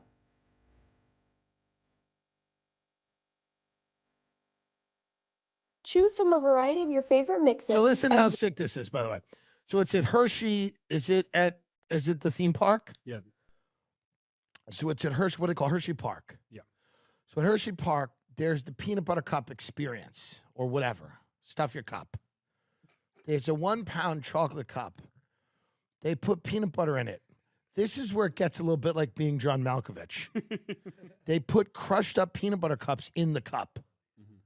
So you have a cup made of chocolate and then peanut butter and then crushed up peanut butter cups in the cup with Reese's Pieces and other things. I mean, you and they're eating this. It's 90 degrees. It's 90 degrees and they're eating it. It's it's melting all over their faces and they're eating it. Let's keep watching. Watch as they're folded into fresh peanut butter direct from the factory right down the road. It's like Cold Stone, but they do it with peanut butter. This is so gross. Your peanut butter is then transferred into a cup made of real chocolate. Like dog food. We add a few more toppings. Ugh. And then the chocolate lid. Who's this for? It is then wrapped and ready for you to take home to share or keep all to yourself. What? Why would they even make that joke? You could take it home to share or I mean, that's truly, and I've eaten some bad stuff, and I know that doesn't shock anyone. That is bad. You cannot be taking your kids to that if you have any love for them as parents. You have to tell them no. Mommy, Daddy, can we go to Stuff Your Cup? No, we can't. No, we can't. And you know why? This is what you tell them. Because the people that are going to Stuff Your Cup are going to be dead. Do you want to be dead? Do you want to be dead soon? No? Okay. Well, we're not going to Stuff Your Cup. Because you're going to drop dead. Tell them. Use the word. You're going to drop dead. If we give you a big cup of peanut butter with fucking... Look at that. It's potato chips. And bacon. I'm looking at potato chips. Is that bacon? It's bacon bits. You can put potato chips and bacon bits and fold them into peanut butter. I mean, I got to be honest. It's so... It doesn't even seem good. But that's where we're at now with food. It's like the new foods are so over the top. They know people are going to get mad. By the way, where's the outrage at this? It's a cancel them. You cancel Dylan Mulvaney and Bud Light. How about canceling these people? They want your kids eating bacon bits and peanut butter? And you're not going to... That's at least as bad as seeing Dylan Mulvaney's fucking face on a Bud Light can. It's probably a hell of a lot worse. They're normalizing just... And by the way, you know kids imitate shit. So they're just going to be sitting at home with peanut butter on the counter, smashing it with all kinds of crap in it. And they go, I'm stuffing my cup. Hey, Mom and Dad, they go, what are you doing? I stuff my... Well, we don't do that at home. We don't stuff our cup at home. Oh, I stuff my cup wherever I want. I will stuff my cup wherever I want. Everybody that stays with me in my house in New York goes, these beds are amazing. What are they? And I go, they're Helix. Literally, I asked Helix for mattresses, and it gave me discounted mattresses, but I'd gladly pay more because everybody loves these Helix mattresses. I've owned mattresses that cost thousands and thousands of dollars. You know, all the other kinds, the Tempur-Pedics and all that stuff. But I'll tell you right now, Helix is amazing because you fill out a quiz. And they're like, what's your deal? Are you a hot sleeper, cold sleeper? You like soft mattresses, hard mattresses, firm mattresses? Are you somewhere in the middle? Are you a side sleeper? You sleep on your stomach? And what Helix is able to do is they're able to basically engineer the perfect mattress for you after this quiz. It's so easy. And I mean, I've had it for years. Everybody really likes it. That comes. We have them in every guest room. And everyone is unique and sleeps differently, and they all like these Helix mattresses, right? So just, you know, if your spine needs some extra TLC, they got you. Every Helix mattress has a hybrid design combining individually wrapped steel coils in the base with premium foam layers on top. It's a perfect combination of comfort and support. Helix is offering 20% off all mattress orders and 2 free pillows for our listeners. Go to helixsleep.com/TimD and use code HelixPartner20. Okay, this is their best offer yet, and it won't last long. With Helix, better sleep starts now. Genuinely, I'm telling you, these are the best mattresses I own, and they're the most affordable. And they're offering 20% off all mattresses and 2 free pillows for our listeners. HelixSleep.com/TimD, TIMD. Use code HelixPartner20, HelixPartner, Partner20, HelixPartner20. This is their best offer yet. I'm telling you, you will not regret it. Helix is the best thing that I've ever bought. Of all the packages that get dropped off at my door, hands down, the best box I get to open every month is my Box of Awesome from Bespoke Post. My Box of Awesome is filled with carefully chosen gear from the best small brands around the world. Let's see what I got this month. Oh, my God. Cool. An oxygen mask. Box of Awesome has you covered. From camping gear, essentials, cookout must-haves, drinking game upgrades, Box of Awesome is collections for every part of your life. It's from small businesses, a lot of them in the USA. Each box is valued around $70, but you only pay a fraction of that price. Plus, with each, I mean, this is perfect. Somebody's going away to school. Somebody's leaving. They're going somewhere else. You get them a gift. They remember it every single month. They remember what a good and generous person you are. So if you don't want to get it for yourself, it's the best gift ever because it's like 12 gifts in one. With each Box of Awesome, you're supporting small businesses. 90% of everything that comes in your Box of Awesome is from a small, up-and-coming brand like Nike. Kidding. It's free to sign up. It's a comedy show. It's free to sign up, and you can skip a month or cancel anytime. Get 20% off your first monthly box when you sign up at boxofawesome.com and enter the code Tim Dillon at checkout. That's boxofawesome.com. Code Tim Dillon for 20% off your first box. Boxofawesome.com. Code Tim Dillon. To stay on the theme of fat and filling your cup, and maybe this person has filled their cup has runneth over with allegations. And this is sad because this is Lizzo, who has made herself the queen of the fat people. And whenever you are the queen of any, and no one seems to know this or have learned this, nobody seems to get, if you give yourself a title or you accept the title that is given to you, the next thing that will happen will be some type of war. Because if you are a king or a queen, from the time you are crowned, people are only thinking about how you are going to be deposed, how you are going to be knocked off the throne. And Lizzo has become the queen of certainly fat women and the queen of body positivity, the queen of you can do it regardless of size, the queen of you look good no matter what you're wearing, the queen of damn bitch, you go girl, you do you. She's the queen of that type of attitude. Big, beautiful at any size. Big is beautiful. Bigger is beautiful. Don't shame me. Don't mock me. Don't marginalize me. I am what I am. And she's become the queen of that. And she takes a lot of hatred about her body from people that say nasty things. She also takes a lot of criticism from people that think she promotes an unhealthy body image. It would, be if I, as a big person, were crusading for everyone to be like me. And my attitude with fat people is I respect them. I don't sleep with them. I'm too rich. And I don't have very many of them as friends.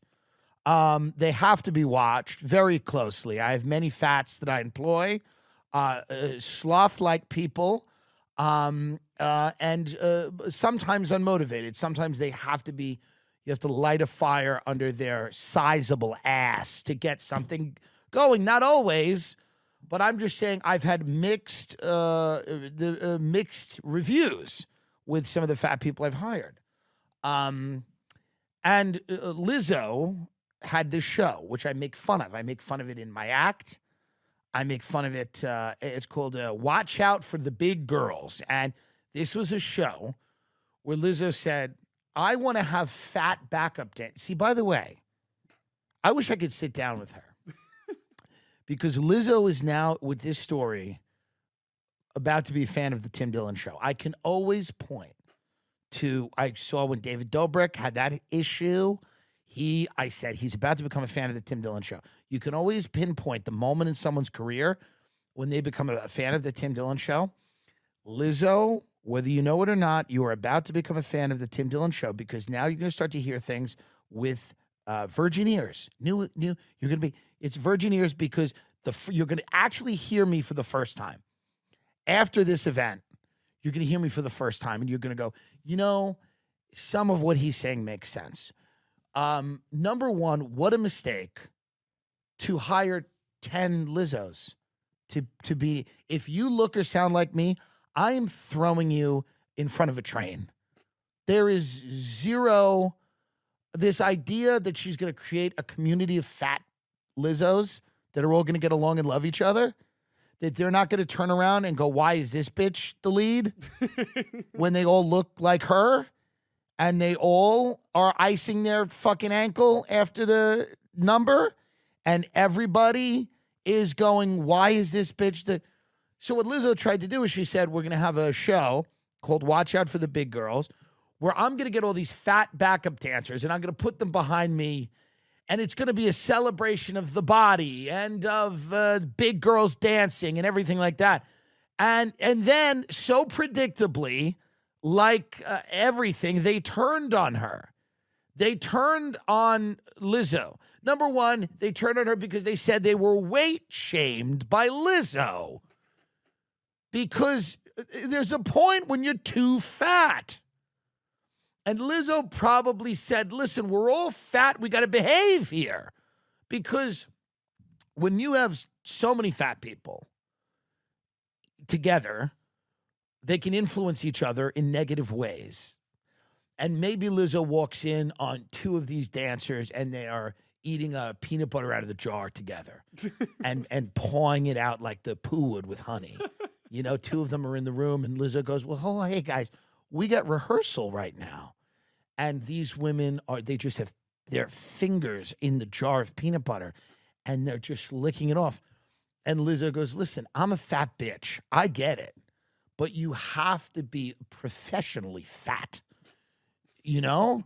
So this is the issue. When you have a bunch of fatty bumbatis, everybody, you know, it's like a bunch of junkies.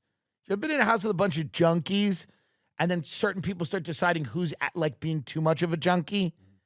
I used to hang out in crack houses where certain people would like, they'd be sober for an hour and they would turn around to somebody else and they'd go, you got to get your act together. Because that's what junkies do. In the same way, when you have a bunch of fat people and somebody's been on keto for 13 minutes, they start looking at everybody else going, look at this fat pig. Look at that piece of shit, huh? There is a dysfunction inherent in such a community where all of these people are big. It's a thing. Everybody's not supposed to be fat. Everybody's not supposed to be gay. Everybody's not supposed to be anything. They're supposed to be, it's like a little bit. You give a couple of fat people here, a couple of gay people here, a couple of trans people here. It makes it interesting. Not everybody, Oberlin College, 70% of you can't be gay, non-binary, LGBT, whatever. That's not the thing. Like, it's a sprinkling. You can't just have every fat person in the world on a tour bus. Can you imagine Lizzo's tour bus pulling up in your town? And it's just one after the other. It's almost like the 7 wonders of the world. When every single woman gets off that tour bus, each one fatter than the last. And they go, that's the concert. Those are the dancers? Former Lizzo dancers were weight shamed and pressured while at a strip club. Here's the other thing I want to say. If you're a fat person and you hire fat people, one of the fun things to do is to call them fat. You can't call your thin employees fat, although that is fun too. And, if you are thin, it's mean to call fat people fat. But it's kind of like the N-word, which I don't use because I'm not black. But if I have a fat employee, I should be able to call them fat. Fatty boom batty. I should be able to call them piglet. I should be able to make jokes about their weight because I am also fat, and that entitles me to make jokes about their weight and demean them.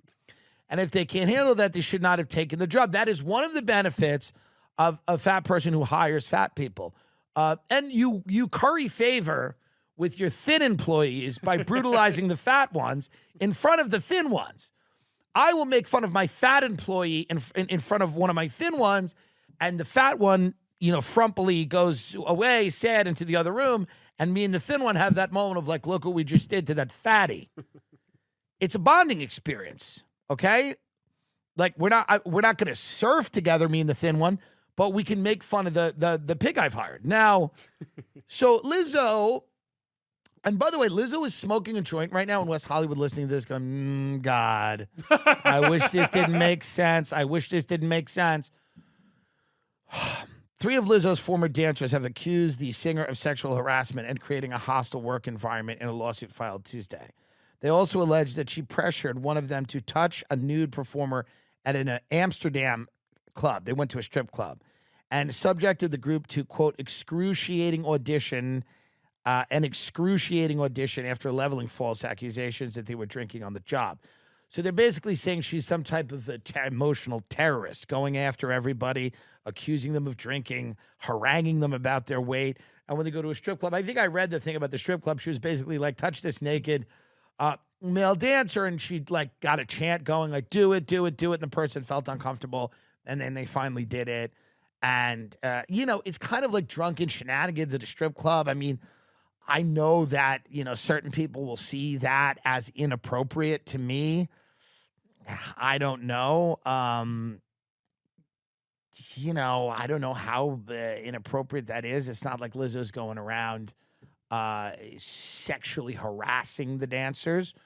The suit filed in the Los Angeles Superior Court and provided to NBC News by the plaintiff's law firm also accuses the captain of Lizzo's dance team of proselytizing to other performers and deriding those who had premarital sex while sharing lewd fantasies, simulating oral sex, and publicly discussing the virginity of one of the plaintiffs. Let me read that again because there's a lot there. It also accuses the captain of Lizzo's dance team of proselytizing to other performers. So I think she was a Christian, and she was telling people that she was kind of being evangelizing and deriding those who had premarital sex. So she said, you're a whore, I'm a Christian. But then she was also at the same time sharing lewd fantasies, simulating oral sex, and publicly discussing the virginity of one of the plaintiffs. So we got a whole host of issues that these dancers are upset about, right? Mm-hmm. The hostile work environment, saying sexual harassment. The suit brings claims for religious and racial harassment, false imprisonment. I mean, what is that?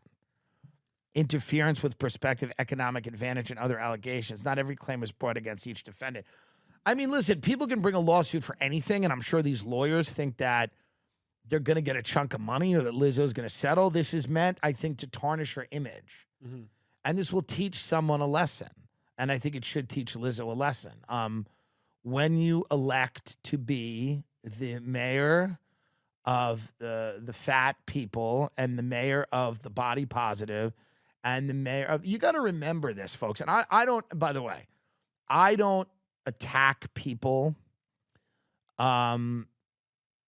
unless I feel that A, it's funny, or B, that they are wrong. If they're wrong, I will say, when Meghan Markle and Prince Harry do something, I pounce because all of the things that they do are so transparently vulgar. Most of them are lies, and the ones that aren't lies are distorted to a point where it becomes ridiculous. And all of those things come from a bad place. It's a place of wanting to be famous, wanting to have power over people, wanting to control people, wanting to, force people to believe a certain thing. So that's why I pounce on them. Here's the thing with Lizzo, and this is why I'm not attacking Lizzo. I don't know, and we've made fun of Lizzo a bunch. Lizzo forced dancers to eat bananas from sex workers' vaginas during Amsterdam. Well, this is... Hold on. I was just about to say I wasn't really coming down here hard on Lizzo, only because what I'm saying is when you say hostile work environment and all these things, right? I need to know the specifics of what's going on. However, this article seems maybe to provide them. Lizzo forced dancers. 3 of Lizzo's former dancers are suing the Good as Hell performer, as well as Big Touring.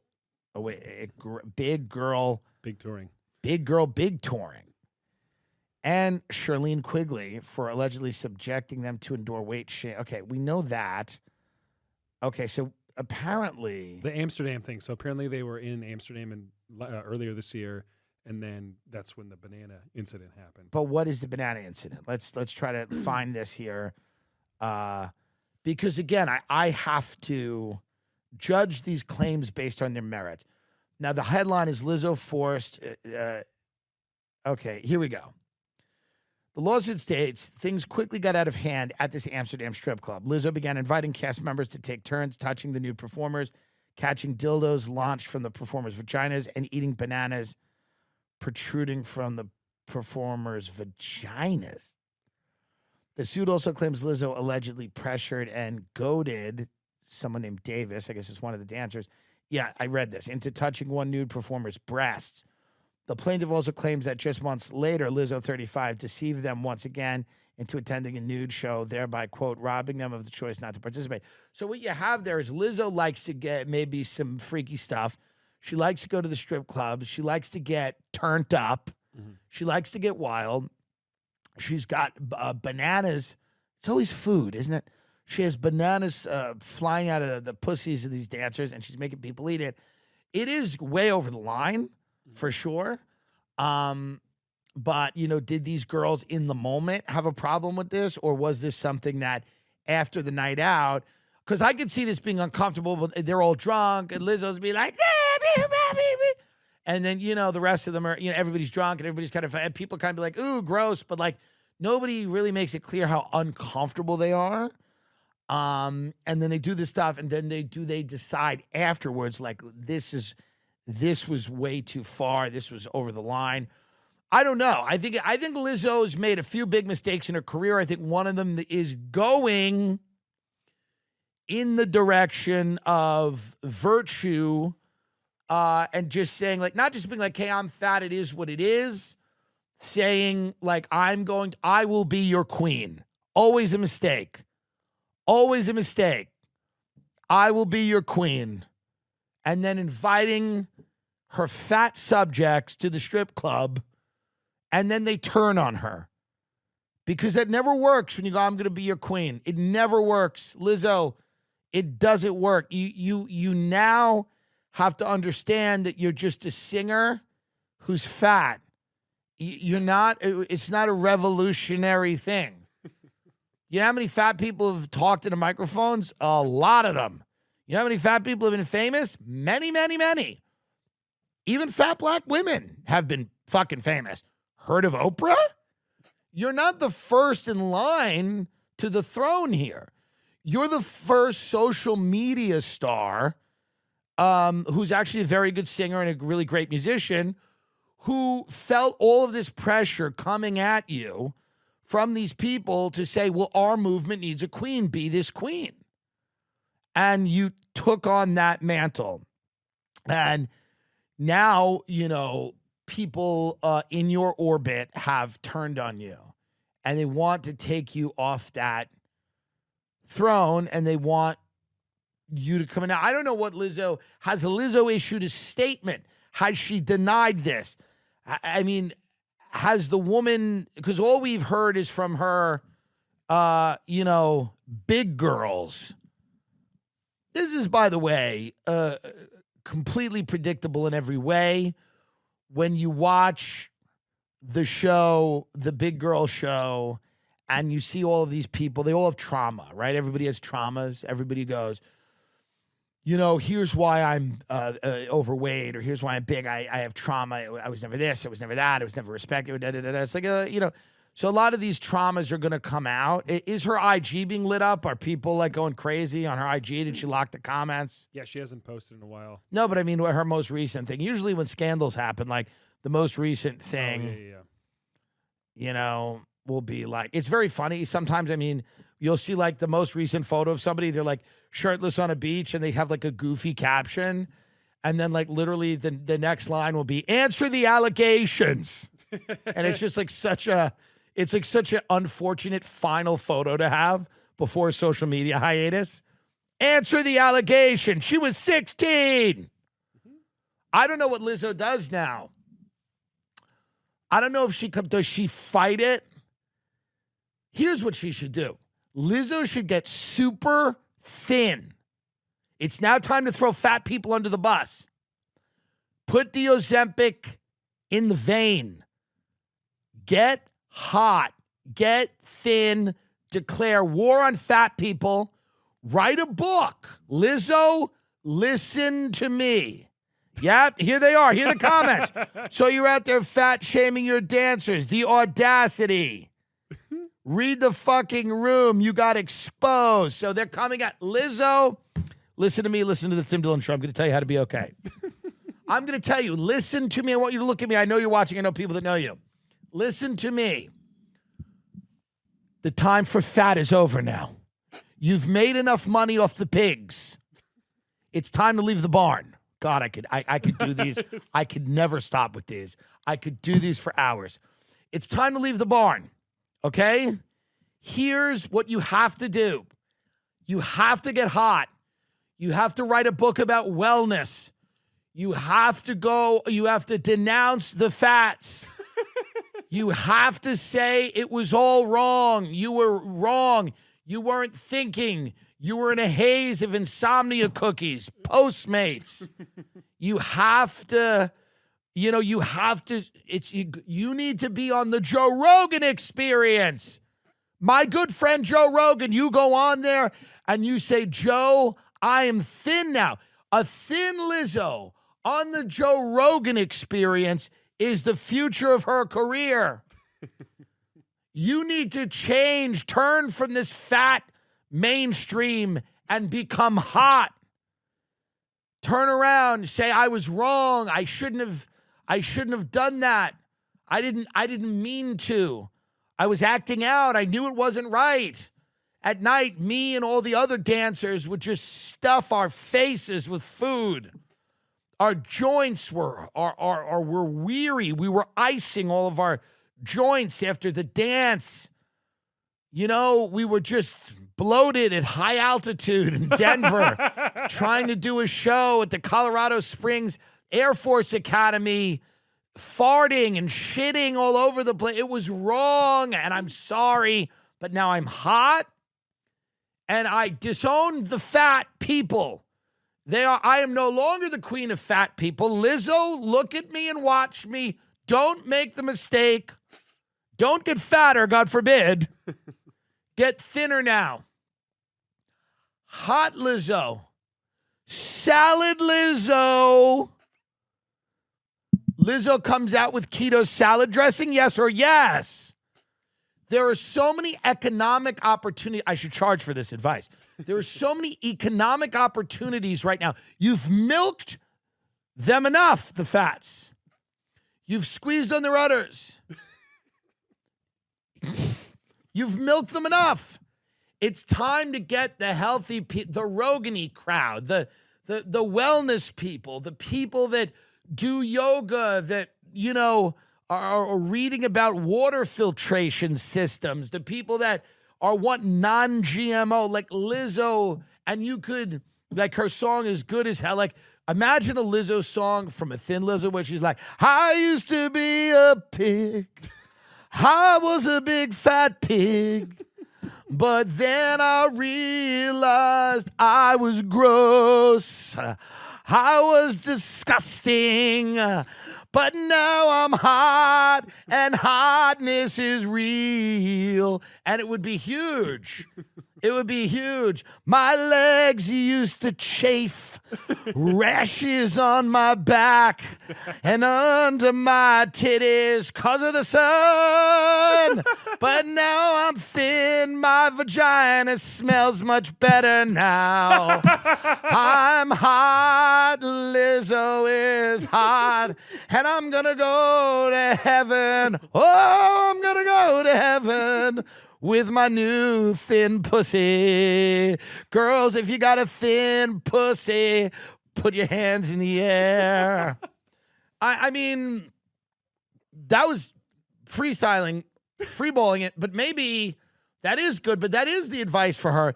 You cannot double down. You can no longer be the queen of the hogs and the heifers.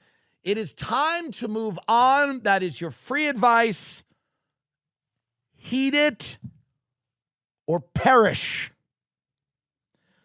I want to also talk about the Gilgo Beach thing because I have not, covered this at all because I've been methodically taking it in. I've been reading, I've been thinking, I've been talking to friends. I have a friend that lives in the area. He walks his dog around there. Of course, they have this very elaborate, they've closed the street down and everything else. And, it's a big crime scene. And the wife of Gilgo murder suspect Rex Heuermann files for divorce as woman shares eerie encounter with him. I don't know if I love the wife filing for divorce here. I don't think that maybe is called for. I do think it's funny that what a boomer. He's out. He goes on this creepy date. And the woman that he went on the date with was like, he was so excited to talk about the Gilgo Beach murders. And he sat right up and he knew all these weird details and she was very uncomfortable with it.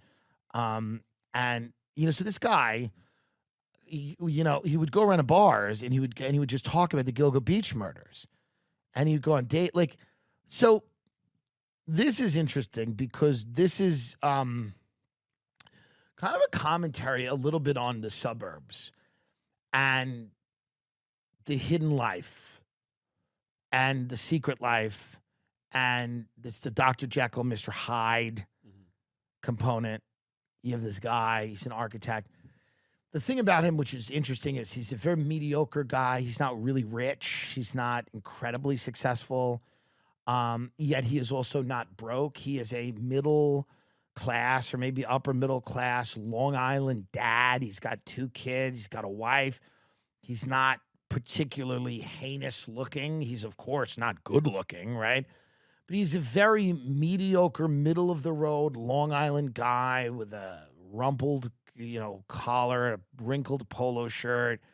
You wouldn't think twice about him. You would see him picking up something at the grocery store for his family dinner. You would not think of him at all in this way. And yet, he's out there murdering sex workers and depositing their bodies in Gilgo Beach. And it probably excited him because he probably had a very, boring life. And this was his way of kind of, doing something exciting, picking up these sex workers and then taking them down to Gilgo Beach and murdering them.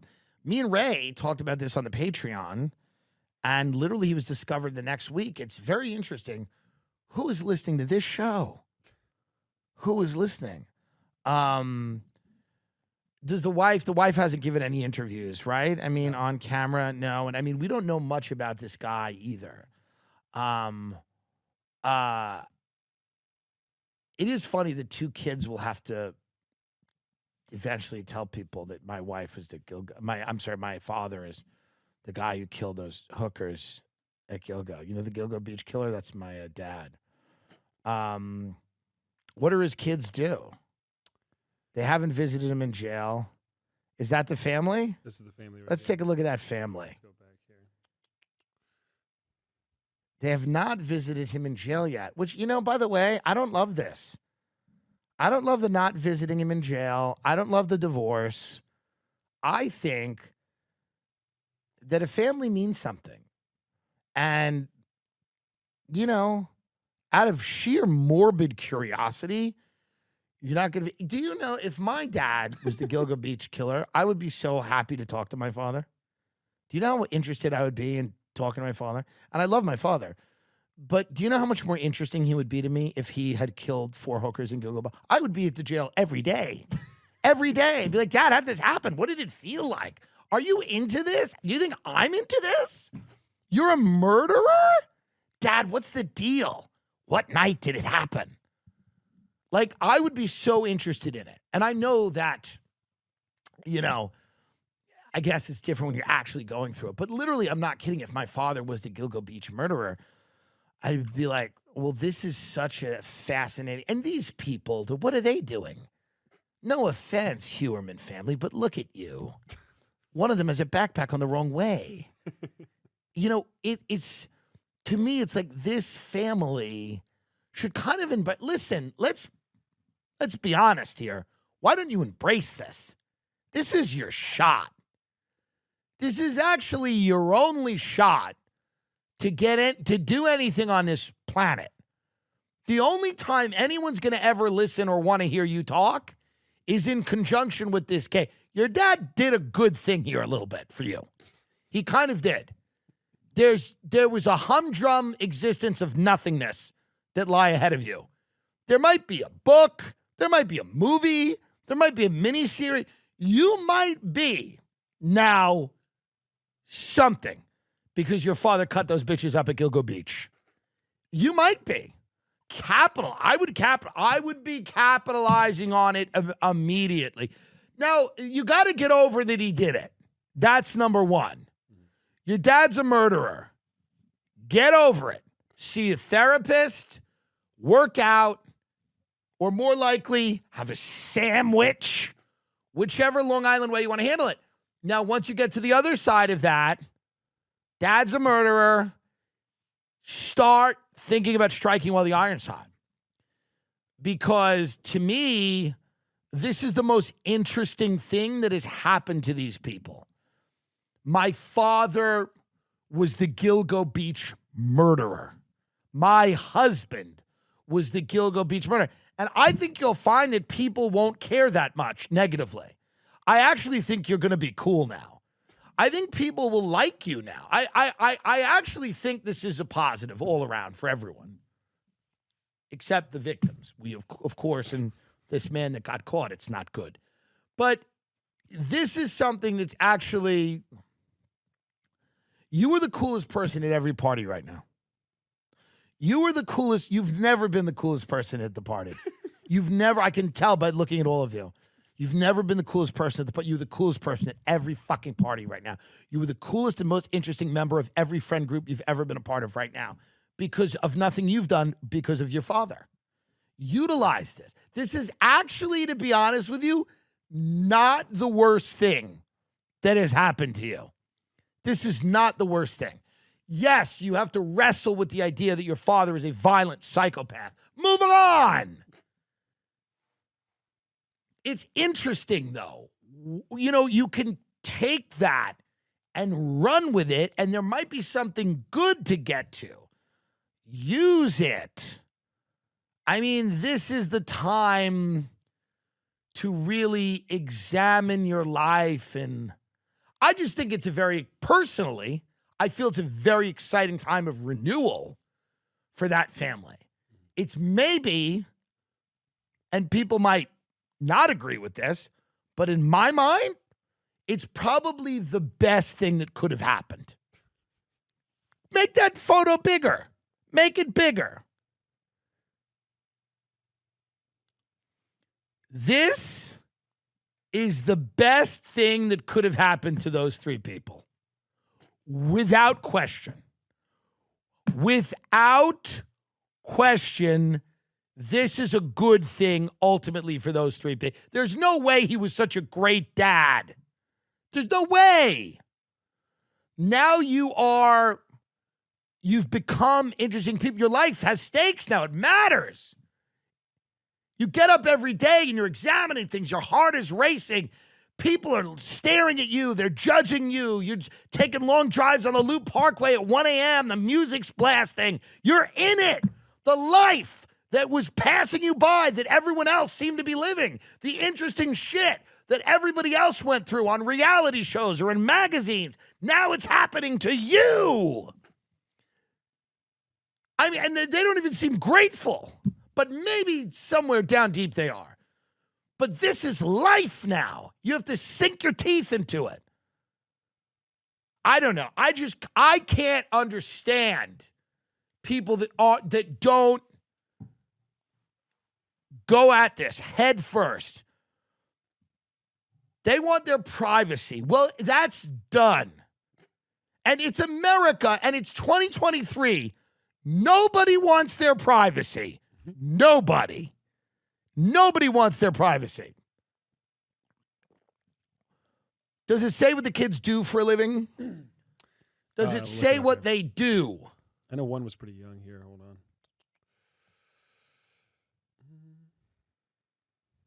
I think it makes you... I think those things are actually good in a relationship. To have to admit your father is a Gilgo Beach killer because it's bonds you.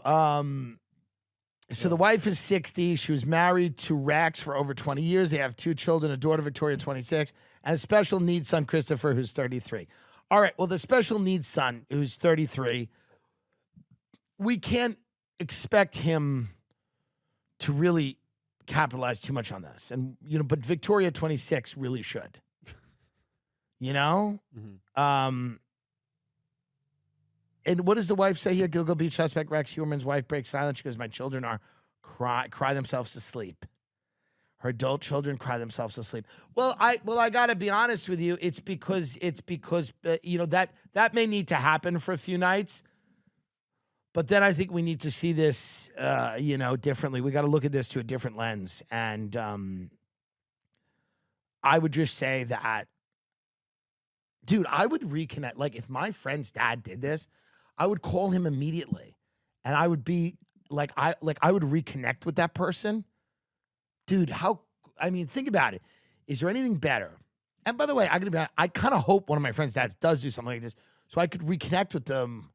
We're just taking a walk, and I'm like, man, what's been going on? He's like, my dad's a fucking murderer. And immediately you're close with someone again, and you're really good friends with them again.